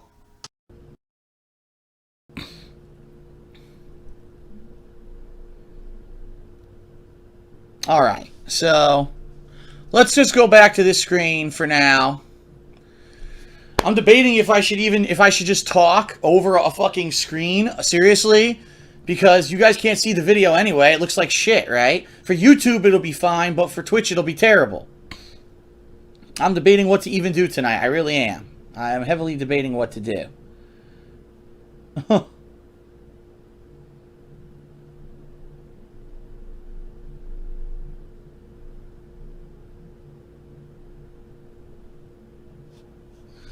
All right. Well, besides my belly aching about my shitty internet, which, you know, has been for a while now, and I think we're all used to it at this point, there is one more situation that I want to bring up, okay? One more situation that happened while I was in Seattle, which I think it's absolutely preposterous. I am going to mention something about how relaxing the Seattle trip was, because it was the first time really since I've done this on YouTube and I've done anything for the internet that I've just allowed myself to not fucking give a shit about the YouTube thing and just relax and really seriously focus on what I was doing while I was there, instead of, oh my god, what are the views? What are the likes? What are the dislikes? Are there videos going live? Is this and that? I didn't give a shit the whole trip, and I came back feeling so refreshed, seriously, because of that. Just took a load off of my mind, okay? All right, but what I do want to say is this. I do want to very quickly address a situation that apparently happened when I was in Seattle. I know nothing really about the reality of it. All I know is that people told me about it, tweeted me shit about it, and I'm in Seattle house hunting. Why anyone thinks I would have ever given a shit about any of it, I have no clue. But of course, the people primarily who were so hot and bothered about it were the internet drama queens, the people that basically act like little giddy 5-year-old schoolgirls and can't actually understand that a mature adult doesn't give a shit. Not only do I not give a shit about the situation, but when I'm in Seattle house hunting and I'm not even working, I really, really don't care about it, all right? Wait, but apparently here's first things first. If you really didn't give a shit, why are we talking about this now? Secondly, you've vlogged all of that, right? You vlogged your whole trip and you put it online, right? That was you. Didn't you say that everything you put online is work because this is part of your business? But whatever. I mean, that's semantics, if you will. But yet again, why are you still looking at drama messages that's going on right now? If you were supposed to be out there with the express purpose of looking for a home so you and Panda can start your future together, even though we've already seen the video where you said that you were moving out there alone and Panda wasn't even part of that equation at that particular point in time, whatever. Why do you care about the drama messages? Why didn't you just wait till you get home and address that shit? If you and Panda were having such a good time out there with each other, planning your life, you know what I'm saying? Why the fuck are you watching or reading drama messages? Now, let me go ahead and give you guys something a bit more up to date. Remember when Phil got married in 2009? No, I mean, not 2009, 2019. Got married April 2019. When he got married, on his wedding night, right, when he should have been going ahead and swinging for the fences, he's sitting there responding to drama messages on Instagram and reading what Twitter has to say about it. And was mad that none of the big influencers or big personalities in the gaming community on Twitter were congratulating him, even though they all congratulated Felix or PewDiePie when he got married. Looks like a pattern, doesn't it? Yeah, me too. That's what I think, but you know, whatever.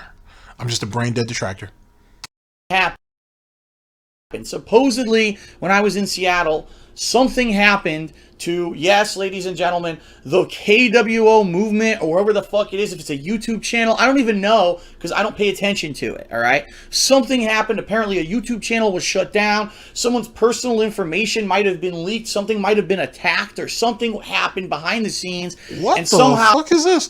So, well, one, he knows exactly who the KWO is, because he later on took responsibility for its formation. Not to say that he set out to form the group, but it was his influence that allowed that group to be formed, I should say. He tried to take credit for that.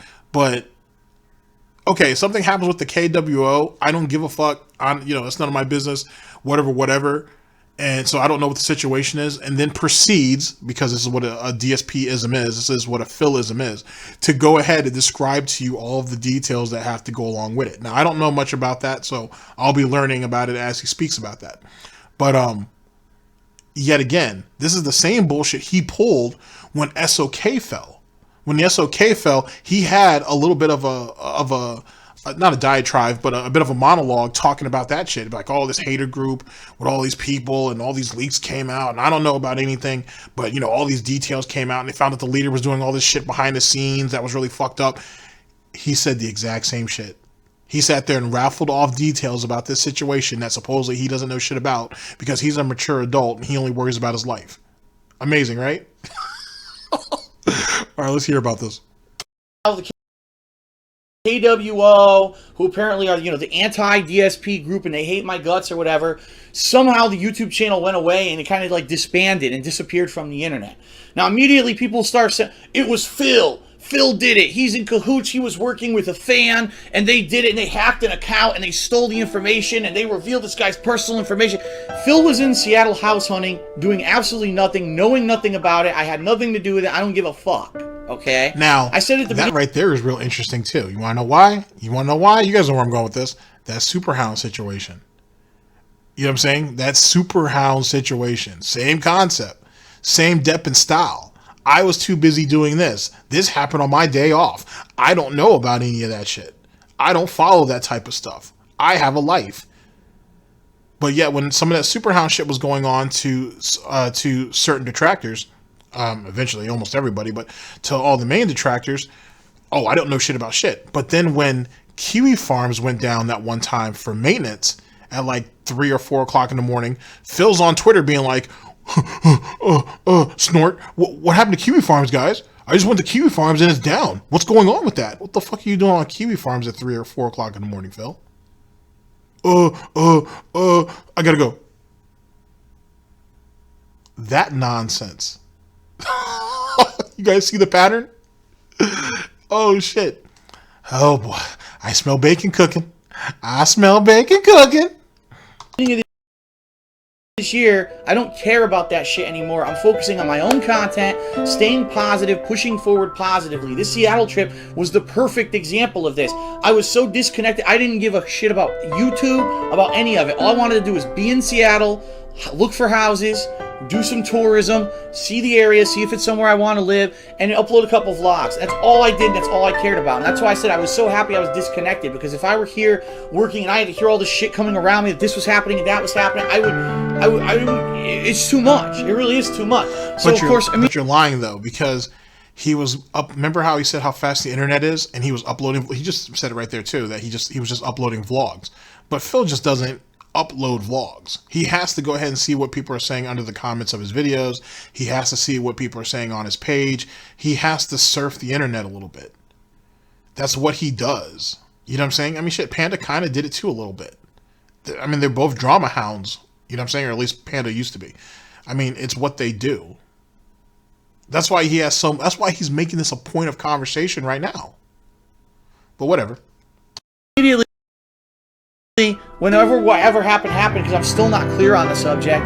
Everyone accused me. It was Phil. He was behind the scenes. He had put a fan up to do it or something, and so it was his plans that while he was in Seattle that he would shut down all his critics. I don't know where people get this shit. It's obvious that they're all wearing their fucking tinfoil hats to protect them from the space aliens that are going to control their brains, because they concocted these crazy conspiracy theories when in reality I had nothing to do with it. And I didn't even know what was going on. Okay. Now, ladies and gentlemen, I want to remind you, this is 2014. This is April 27th of 2014. The reason why I'm saying that is because that sounds a lot like what he said in 2017 when people's channels and videos were being taken down, in 2018 when he was going after people on Twitch and people lost their channels. The same thing he said in 2019, and he's been saying that, something similar to that, I should say, in 2020, when detractors were getting their Twitters fucked with, when they were getting their channels fucked with, so on and so forth. Same script. A little, I mean, there should be a few more angry snorts in there, but it's pretty much the same goddamn script. So I'm just wanting to put out there now that this original video is from 2014. even though we're in 2020, our current year of Gout, and he's reading from the exact same script. And most of the tactics are happening in the exact same goddamn way. Just saying. Apparently,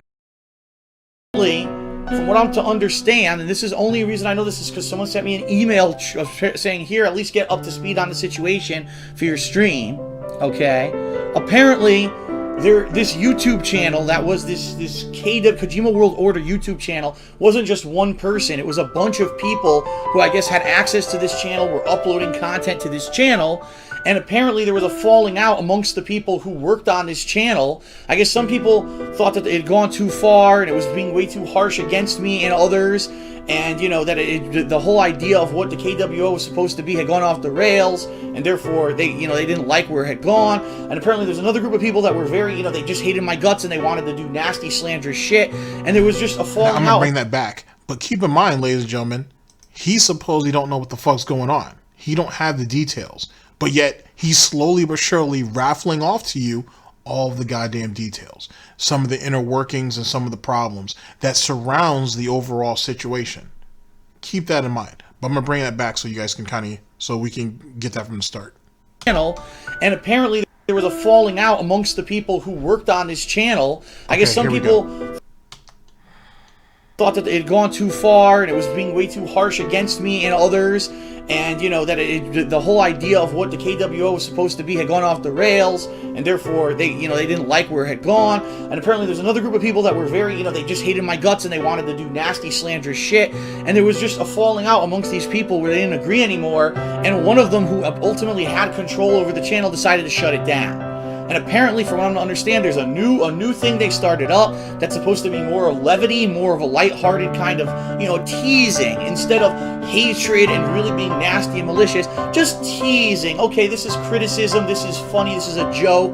We hope that you can laugh with the joke versus being malicious. And I've always said since day one, I don't care what people say about me, I don't care what people do with my video footage, as long as it's not malicious. If you're making a joke, fine, whatever. Even if I don't get the joke, fine, whatever. I'll say this right now. I have never, since day one, since I was on the internet, ever filed a copyright notice to take down a video until about 2 months ago, when there was that person who was literally just copy and pasting my raw videos and putting ads on them to make money. That was the very first time All right, a few things.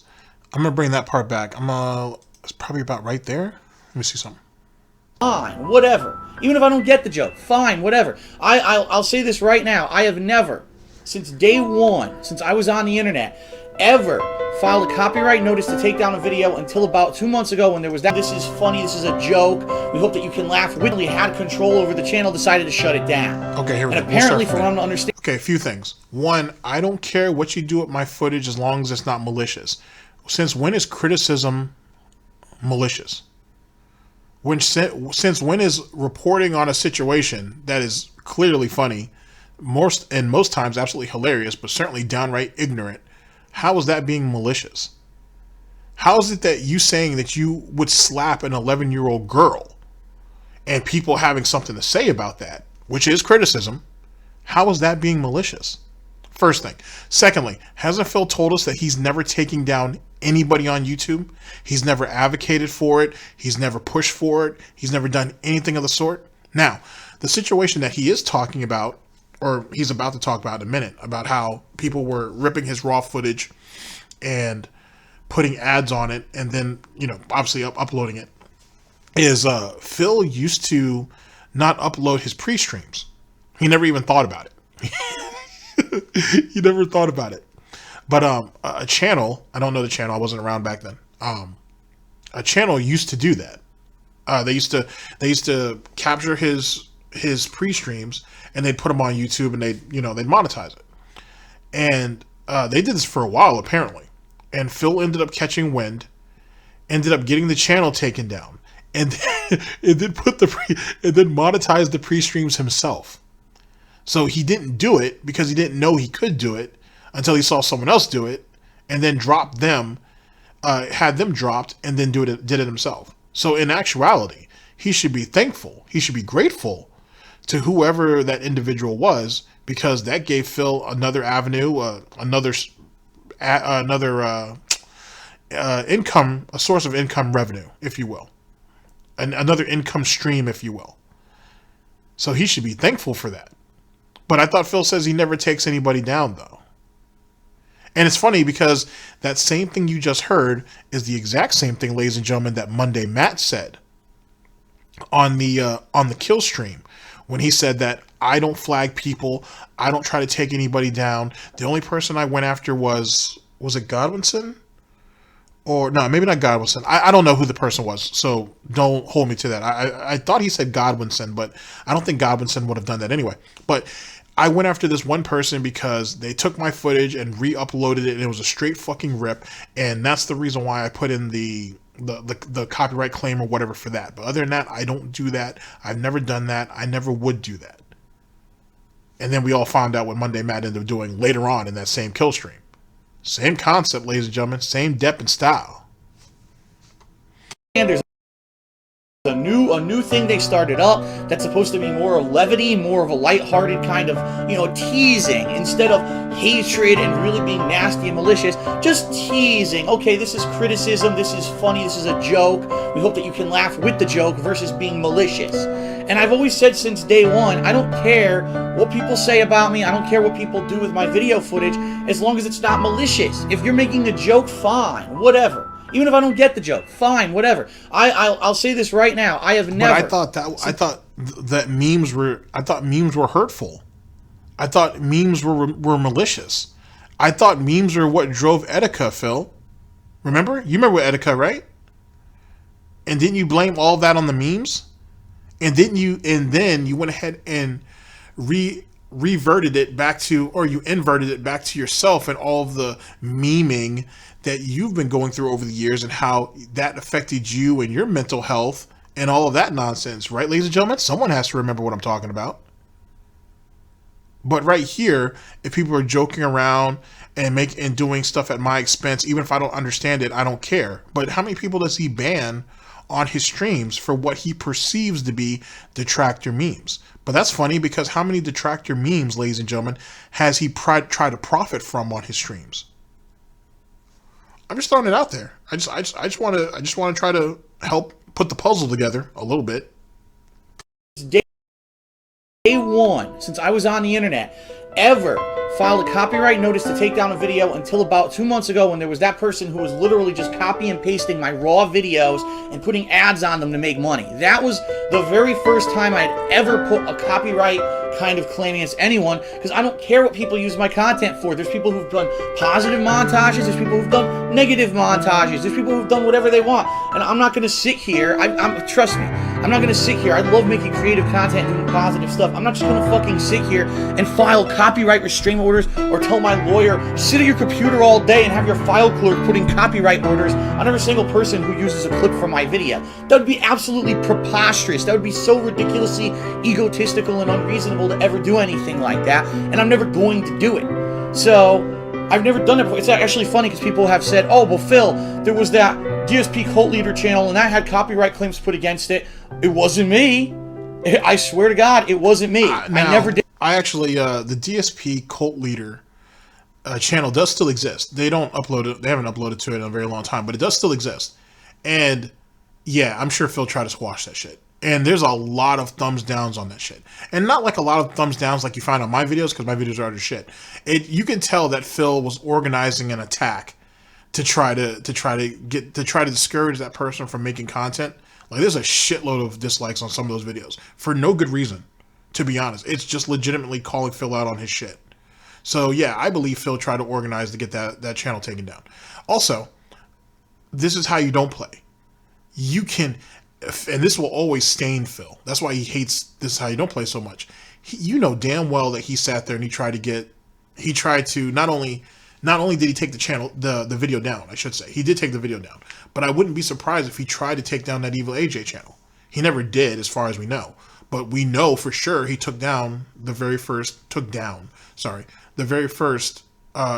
AJ's This Is How You Don't Play. The first one, the original one.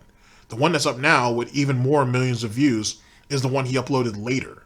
You see that in the Down the Rabbit Hole documentary by Frederick. But Phil definitely had a hand in that. Phil had a hand in a lot of that shit back in those days. You know what I'm saying? Don't let him go ahead and hit you with this bullshit pignosis. You know what I'm saying? Don't let this no, pignosis is fine. I was gonna go somewhere else with him. I'm gonna drop that for right now. That needs work. But don't let this bullshit pignosis, this poor man Jedi mind tricks. That's probably better. Don't let this poor man Jedi mind tricks try to go ahead and fool you on anything. Phil is no different than Monday Matt, or allegedly old Monday Matt. Supposedly new Monday Matt is cool, but whatever. Or he's at least civil. Not cool, but certainly civil. Don't let fucking this dude right here. Don't let fucking DSP try to fool you and shit. He's no different than Monday Matt, fucking Rich from Review Tech USA, fucking Susie Lou. He's not any different than any of those people. You know what I'm saying? At one time or another. I'll throw that caveat in. Well, except for Susie Lou. Apparently she's still running around being stupid. But she's no different than any of them. They all ran around fucking trying to take anybody down who promoted any bit of opposition to them. It's just a thing. Jesus Christ. Who's that dude that I've been watching his channel for a really long time. He's a funny ass guy, and it really surprises me that he's going through what he's going through now. Def Noodles. He does commentary on like drama shit that happens on YouTube and in social media. And he didn't take anybody's videos down, or he's not trying to take anybody's videos down or anything like that, at least from what I've seen. He hasn't done that. So let me put that caveat out right now. But it seems like he was upset, or that a smaller content creator made a couple of videos criticizing him and saying that he said all these different things or whatever. I don't understand why. Everybody has their critics, so that is what that is. So I don't understand why someone of Def Noodles, his channel size, if you will, even though it's all just fucking bullshit numbers anyway. I don't know why you'd be upset by any of that. At the end of the day, you put out good content that people fuck with. Not everybody's going to fuck with it, and you just take that and you move with it. But apparently Def Noodle saw it, or someone sent it to him or whatever. He saw the video, he didn't like it, he tweeted about it, and so on and so forth. And then this whole fucking shitstorm on Twitter has been going at him ever since. Now, at the end of the day, anybody who puts themselves out there, no matter how you choose to do it, whether you put your whole image out there, you put your voice out there, just text on the screen, whatever, you open yourself up to criticism. It is what it is. You know what I'm saying? It is what it is. To sit there and, if you don't like the video, then you don't like the video, but that is someone's freedom of speech. That is their right to say it. You know what I'm saying? I mean, as long as they're not coming out and calling your fucking wife a slut, or going super crazy with that dumb shit, like some of the dumb shit I've said over the years. I mean, outside of that nonsense, if they have just criticism of what you're doing or what the format or whatever the case may be, then that is what that is. You know what I'm saying? Like, he should have taken that and he should have rolled with it, especially someone who goes over drama content. You know what I mean? Def Noodles should know better, especially since Def Noodles had people who tried to take his channel down because of some of the critiques he's had about people. So you're turning around and doing the exact same thing, or it's alleged, and it don't look good. I would have never thought Def Noodles would have done that. But then, anybody's capable of anything, ladies and gentlemen, including myself. I wouldn't do that and whatnot, but anybody's capable of anything. Because Def Noodles said he would never do some shit like that. A lot of people have said that shit. Like some of the biggest content creators on this platform have tried to take someone down at one time or another. And the only difference was it didn't get exposed. Because PewDiePie was accused of that shit a couple of different times. That by the same person that allegedly he tried to take their channel down. Now, did the person have any definitive proof? No. The timeline kind of matches up, but he doesn't have any definitive proof, so it's nothing that I can say PewDiePie did or didn't. But what I am saying is PewDiePie's been accused of it. It is what it is. If you got a very fragile fucking ego about this silly shit, you're going to think that this shit is worth saving. Outside of, even if you're doing this financially, like this is how you make your livelihood or whatever, you going ahead and breaking the golden rule of flagging other people's videos down is a no-no, and that shit will always come back on you. That's why Susie Lou's at where she's at. To be honest. If, real quick, you know I'm not quick about nothing, but real quick. If Susie Lou would have, the guy's name was Mark After Dark, I think, when he did that little edited clip about her overreacting over some fucking video game trailer she was playing, or whatever whatever little video game demo she was playing, or whatever the case may be. If she had let that shit go, no one really would have heard of it, unless it ended up getting picked up by Reddit and it turned into a pretty big meme. But even then, it would have died out after a little while. All she had to do was just sit there, laugh it off, and let it go.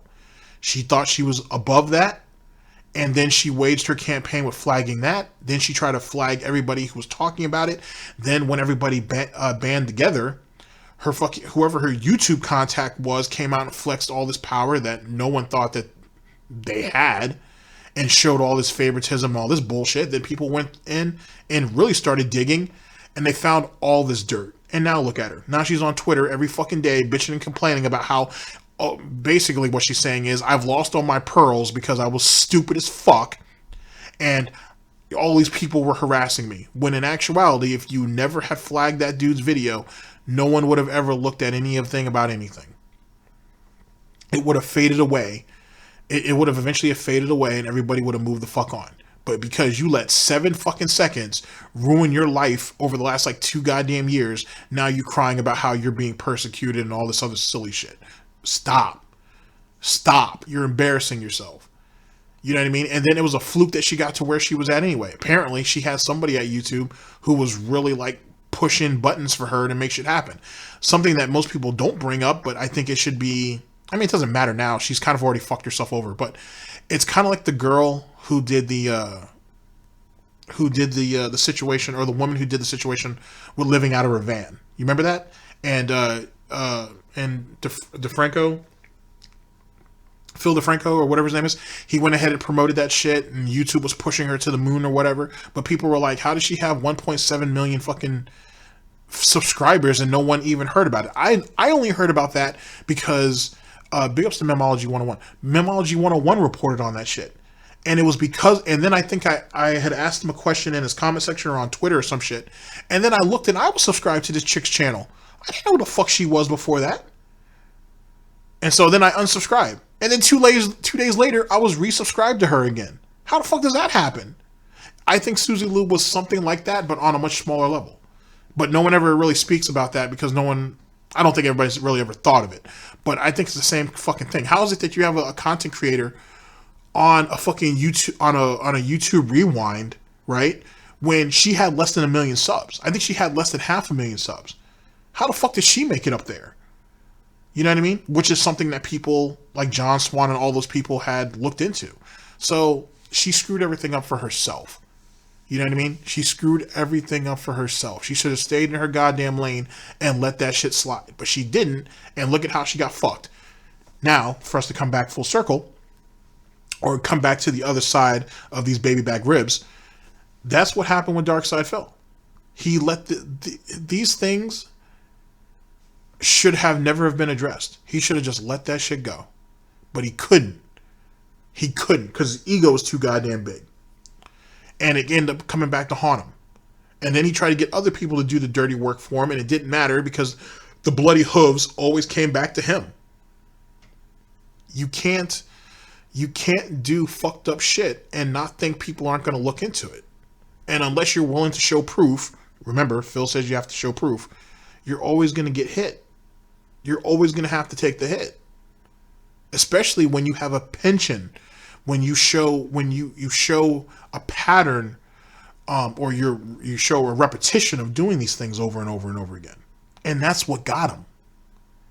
And he never was smart enough to see past that and just let some of that shit go. And then he says, oh, I let a lot of shit go, but that shit builds up. First off, you got anger issues. And that comes from, I could give you guys a whole fucking synopsis on what I think that shit's about. You know what I'm saying? I could bring like Declan Reed and like Gunslinger Kai onto here, and we could talk about that shit for days, what that nonsense is about. But he's got anger issues stemming from all kinds of nonsense.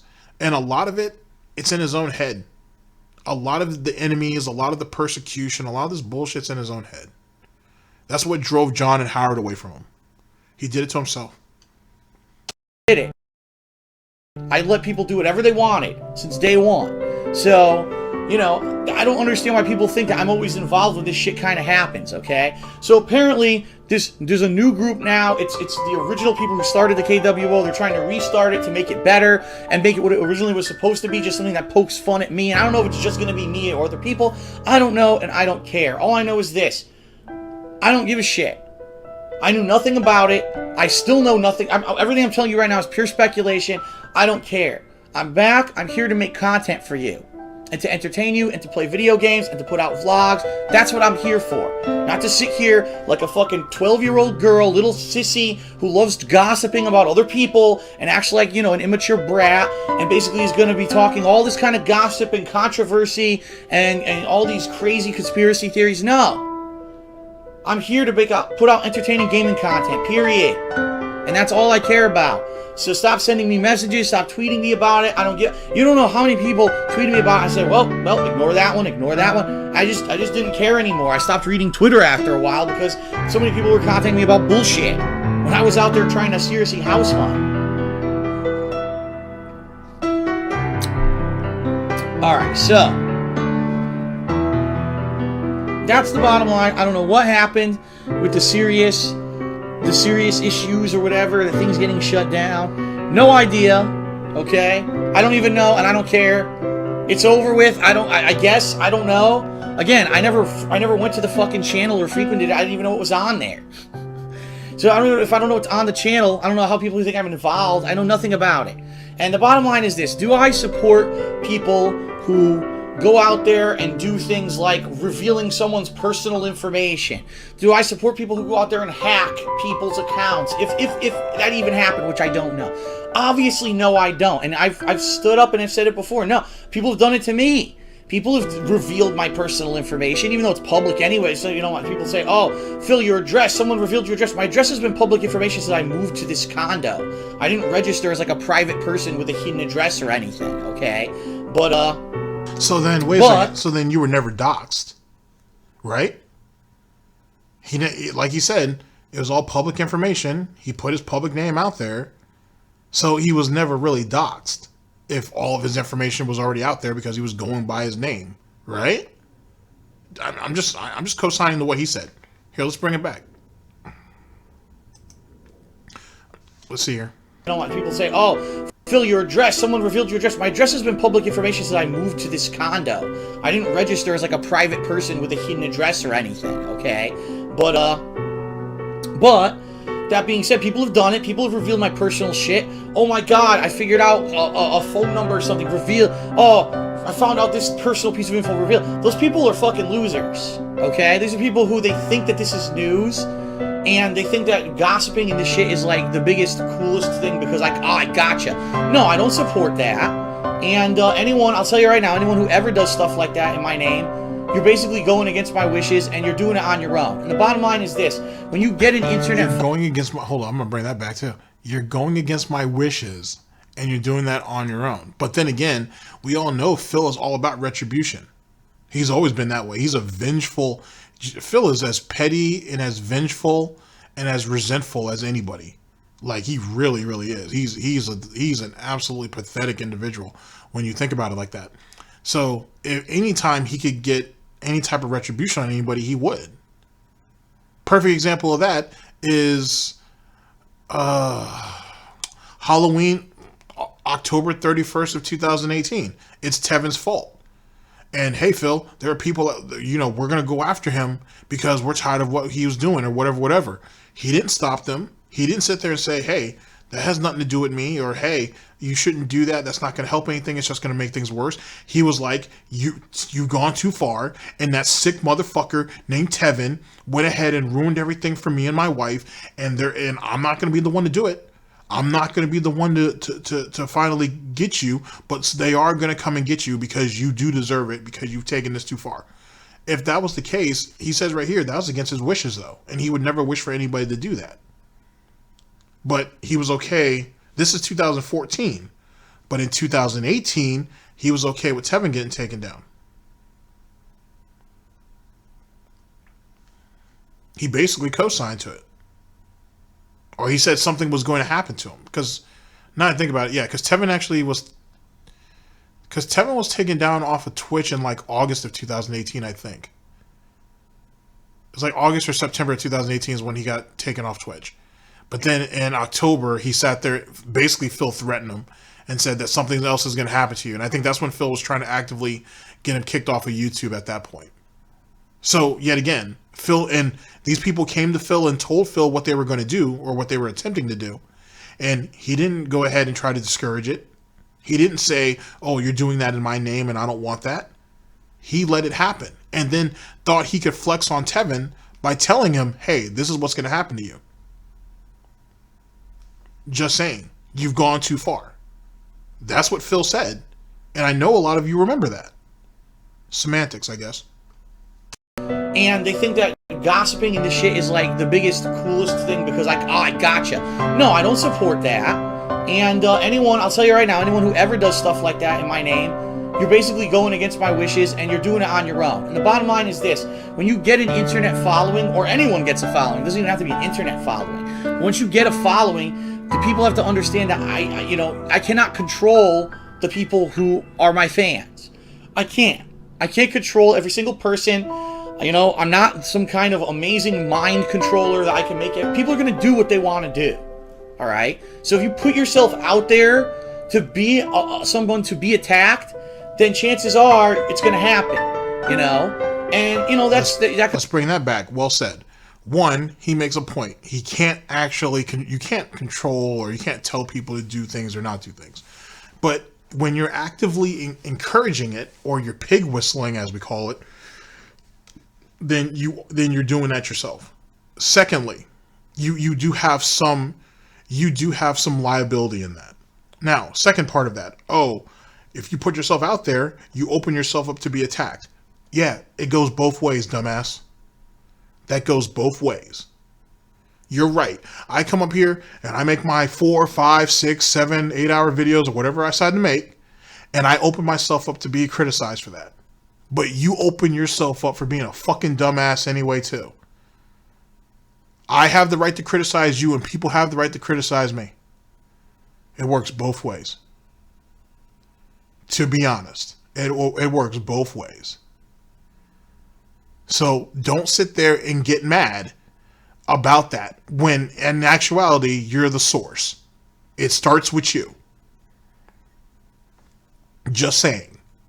If you feel like, I can talk about PewDiePie because that's my opinion, cool. I have the right to make a video fucking slamming you because of the dumb shit that you said about PewDiePie. Even though he never said anything about you. And you said that you don't attack people.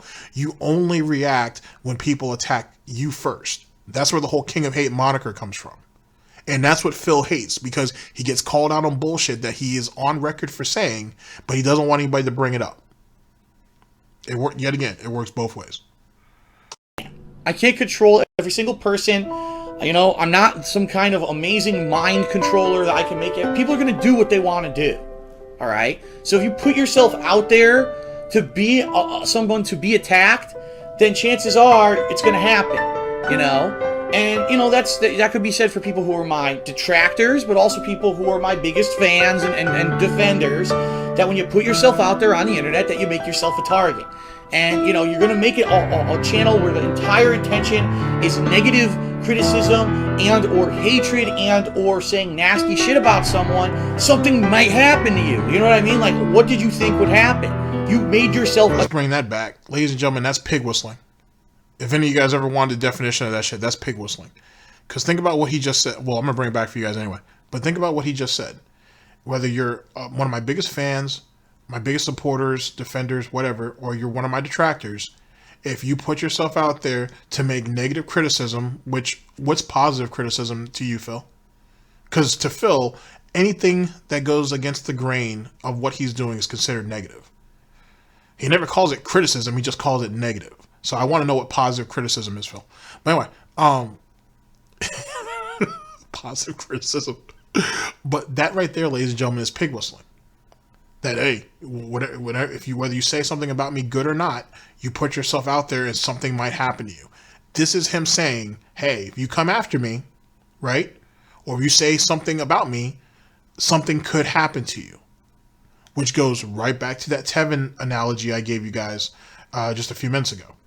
Same concept, same depth and style. He's been doing this for a long time. That's pig whistling, because that right there could be taken as a threat. A very pathetic and not very well constructed threat, but that can be taken as a threat. Well, all right, Phil. If you keep putting shitty content out there, people are going to continue trolling you. Or let's reword that. If you keep putting out shitty content and acting like a fucking asshole, Phil, something might happen to you. It works both ways. But that's pig whistling. Put yourself out there on the internet that you make yourself a target. And, you're going to make it a channel where the entire intention is negative criticism and or hatred and or saying nasty shit about someone. Something might happen to you. You know what I mean? Like, what did you think would happen? You made yourself a target for a group of people, It would be like me saying, oh no, I made videos on YouTube. How dare anyone ever say anything about me? I can't. There's always going to be people saying great things, bad things. That's what happens when you become a public person. When you put yourself out there, you become a target. Now, obviously, the amount of negativity that I feel I get isn't fair, but that doesn't mean that it's not going to come because I am a target. So I have to accept that. I'm the one who put myself in the public spotlight to begin with. If you make something... Nobody ever says that no one ever says that or describes himself as a target, though. That right there is actually a very, at least so far, at least for me, is a very early sign of paranoia right there. Because I've never looked at it as anything that I've done, publicly as it pertains to just content creation. I've never looked at it as me being a target. I've never even looked at myself as being a public figure. It's just a public opinion. And people have the right to either co-sign to that, to build upon that, or to go against it. It's just the thing. It's what's supposed to happen. But I never looked at it as it being a target, or I've never looked at myself as being targeted by doing that. That's a very interesting scope for some of you guys who have made it this far. That's a very interesting thing to take in, I think. Wow. To be a movement, a negative movement about something, and something bad happens to you, you've got no one to blame but yourself. Really. And again, I'm not condoning what anyone did or didn't do, and I don't that want whole part back. Give me a second. Oh boy. All right, let's start from here. I feel I get isn't fair, but that doesn't mean that it's not going to come because I am a target. So I have to accept that. It would be like me saying, oh no, I made videos on YouTube. How dare... Higher intention is negative criticism. To be someone to be attacked, then chances are it's going to happen, And, that could be said for people who are my detractors, but also people who are my biggest fans and defenders, that when you put yourself out there on the internet, that you make yourself a target. And, you're going to make it a channel where the entire intention is negative criticism and or hatred and or saying nasty shit about someone. Something might happen to you. You know what I mean? Like, what did you think would happen? You made yourself a target for a group of people, It would be like me saying, oh no, I made videos on YouTube. How dare anyone ever say anything about me? I can't. There's always going to be people saying great things, bad things. That's what happens when you become a public person. When you put yourself out there, you become a target. Now, obviously, the amount of negativity that I feel I get isn't fair, but that doesn't mean that it's not going to come because I am a target. So I have to accept that. I'm the one who put myself in the public spotlight to begin with. If you make something to be a movement, a negative movement about something, and something bad happens to you, you've got no one to blame but yourself. Really. And again, I'm not condoning what anyone did or didn't do, and I don't want anyone doing any negative actions in my name whatsoever. But maybe you should look yourself in the mirror before you choose to do something so incredibly negative and harmful to someone before it comes back and bites you in your own ass, which it might have been the situation here, okay? Now, so that's really... Let me talk. So, let me talk. In actuality, yet again, that goes both ways. If you want to look at it if you want to look at the circumstances, anything that you say can anything that you say have repercussions to it? Absolutely. If a bunch of people band together and feel like, hey, any movement, if you will, if any movement can have a negative aspect within the movement, and more importantly, you could have people that are going to be against that movement. It is what it is. That's just general opposition. It is what it is. You're going to have one people who stand on one point and some people who have an opposing point. It is what it is. Now, instead of coming together and trying to find a middle ground, Phil tries to downplay it. He tries to dispel it, and if he can, he tries to squash it, which only makes it worse.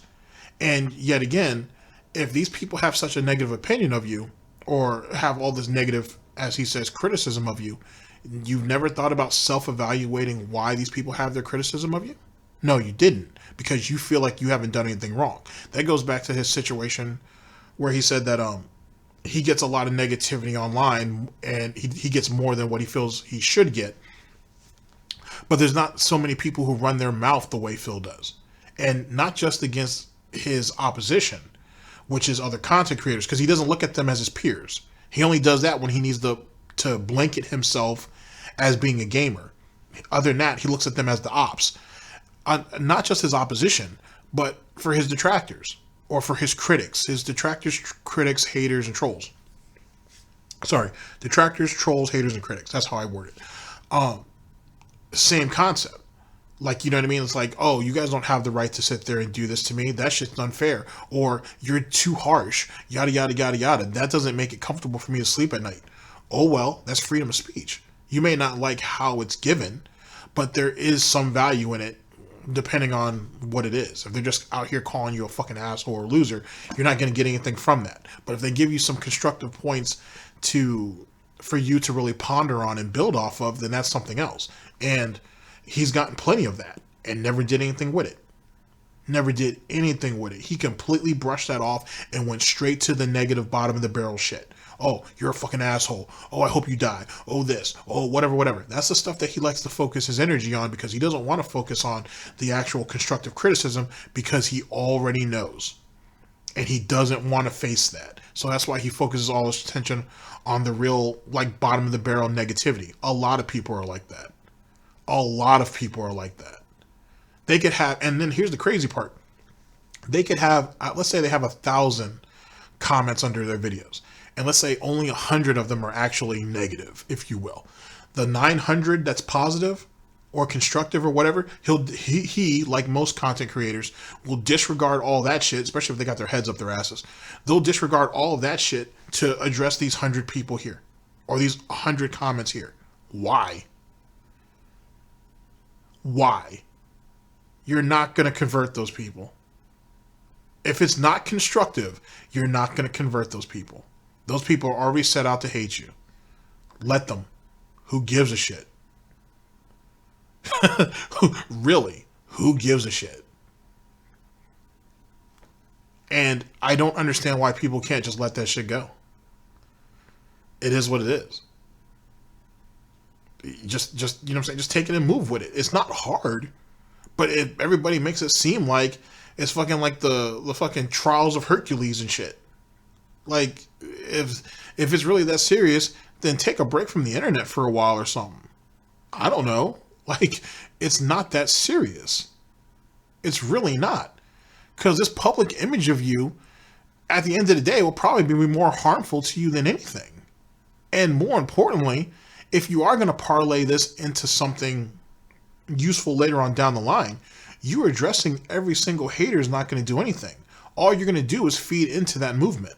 Because then they're going to know exactly how to maneuver you, essentially. That's how people get turned into Muppets. That's what that is. Or as El Presidor likes to say, that's how he makes motherfuckers dance.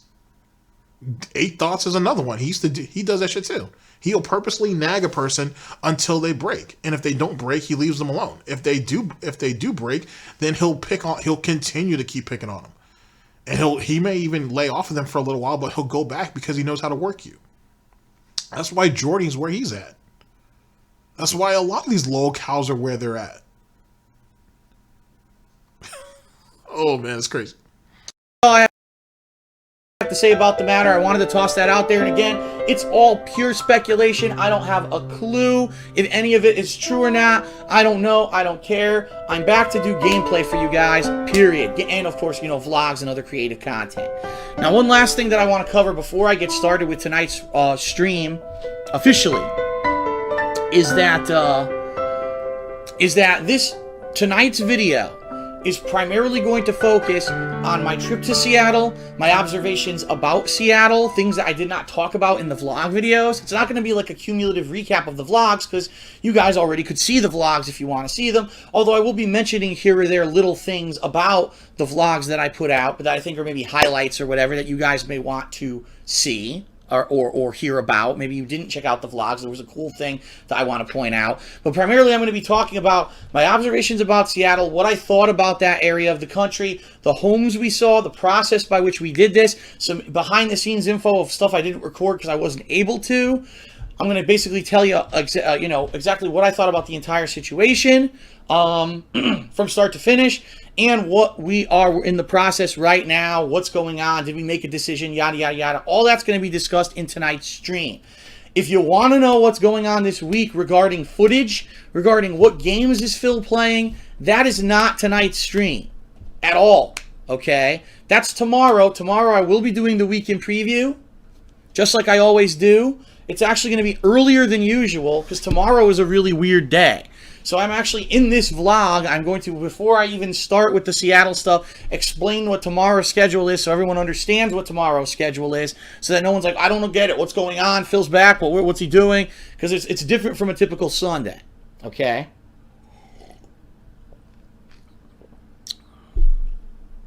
Alright, so that's about it.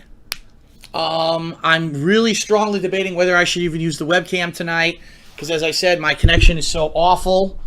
Right now, it appears I have streamed of 43,400 frames of animation, out of which 19,000 have been dropped. So that means that really I should have streamed about 60,000 frames. So it's roughly 1/3 of what I'm streaming is dropping. So it's going to look awful. I'm almost thinking that maybe I should just do this. Remove that, and I'll just talk to this picture, which I know won't be so incredibly interesting, but at least you won't see a really choppy stream, right? Here, we'll try it one more time and see how horrible it is. Here it is. How does it look? Bad, right? The reason I'm not looking at the cameras because I'm looking over here to see. I can't see how many frames are dropping. It's too far away for me, but I can definitely tell it's still dropping frames. So maybe instead of this, talking like I usually do, maybe tonight we'll just do the still frame. It might be the better option. Rather than you guys just staring at a slideshow, right? And this idiot needed eyeglasses back then and still wouldn't do it. What a nut.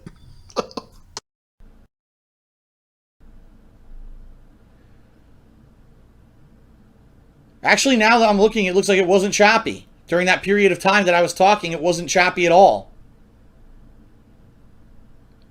Did I look out or something? I think I lucked out. This is weird. Now I'm going to jinx myself because I'm going to start and it's going to start chopping up. I just know it. People are saying to run. All right, run with it. All right. So here's what we'll do. I'm going to go back to that screen. I'm going to stop recording, and that'll be the end of the pre-stream. Then I'll start recording, and that'll be the official stream. All right, here we go.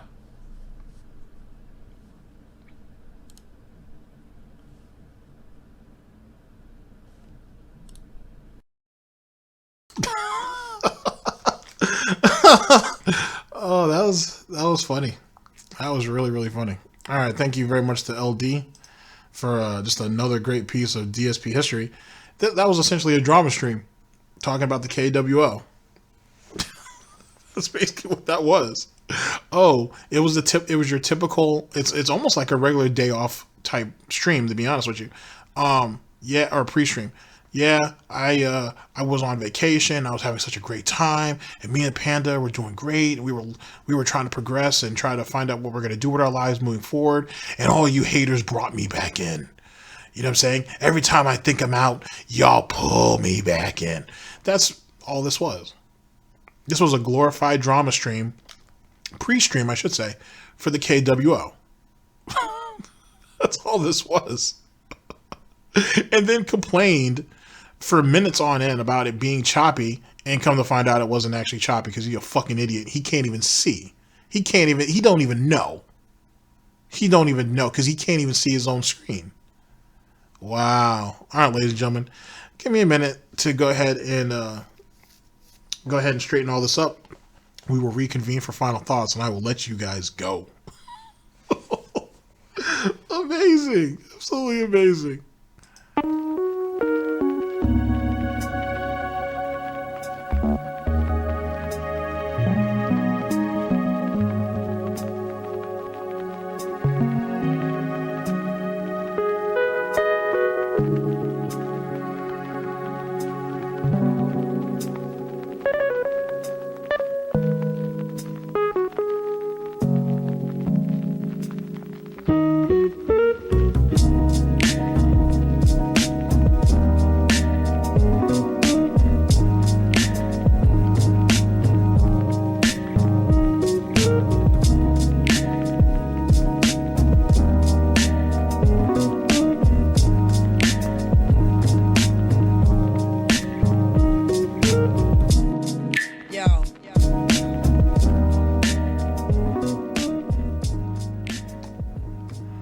Alright guys, okay, so that's that. Like I said, big ups to LD. The link to the video should be down in the description, so you guys can check that out at your leisure without my annoying voice. What do we take from this? This was a glorified drama stream. Like, this is literally just talking about the situation with the KWO. Sorry, I don't know if I said LWO. I was thinking of Eddie Guerrero. R.I.P. to Eddie. This was really just a homage to KWO. Basically, it was just like, oh, I don't know shit about what's going on. I just know that they're down, and then, oh, I know that they're reforming a new group, and they're gonna try to be this and that. I thought you said you didn't know anything, but yet you pretty much laid down their entire action plan. Like, if they were gonna rebrand or whatever the case may be, whatever that situation was, he pretty much laid out the whole situation. So how the fuck are you gonna sit there and say you don't know what's going on when you clearly know what's going on? That's another DSPism. As it pertains to the trip, ladies and gentlemen, just from what you saw here, he was literally had his eyes glued onto the drama.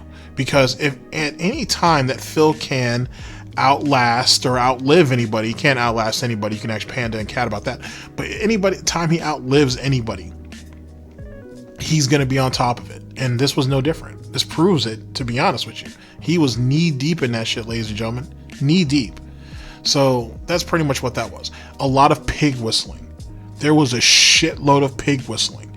And the thing is the pig whistling wasn't even for the KWO. It was for all the other detractors out there. Hey, keep fucking with me and there's going to be problems. I didn't have anything to do with that situation.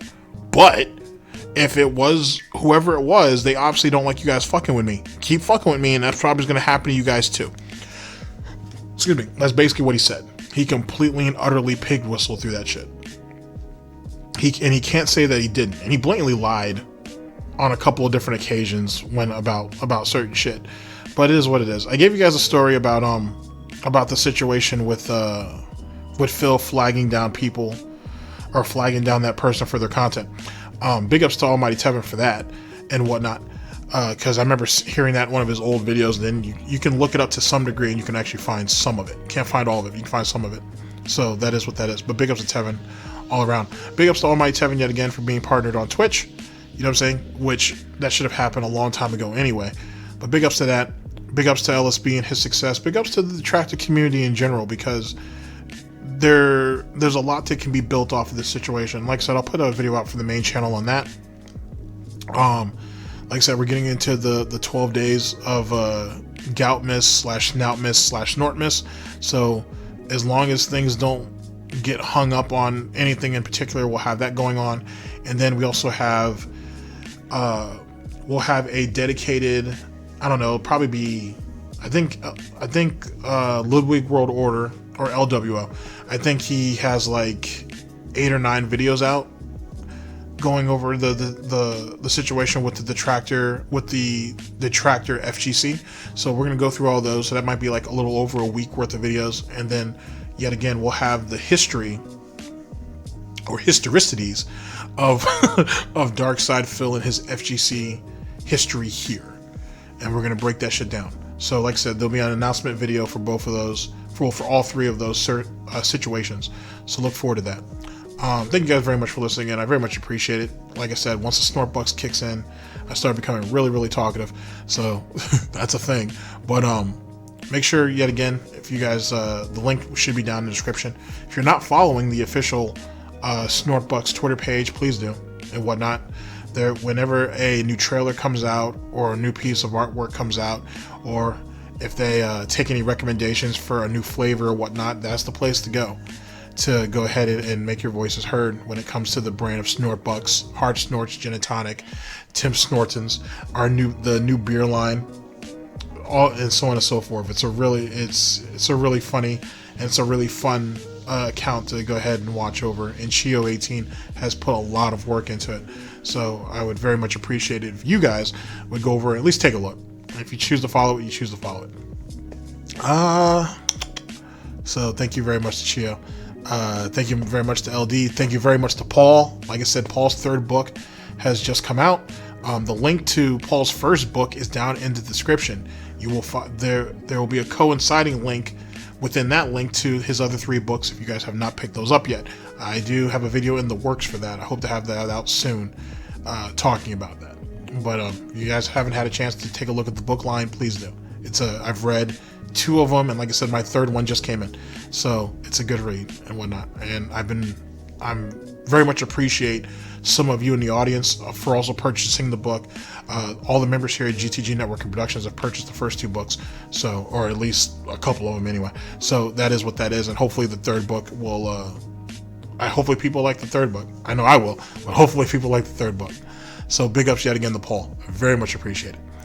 Alright guys, I'm going to let you guys go. Take care of yourselves. I'll see you guys for the next one, whenever that may be, hopefully sooner than later. Ladies and gentlemen, this is DSP News 2nd edition. This is the Gout Report. And I'll see you guys when I see you. Well, I'll see you guys when I see you. Happy holidays. Later.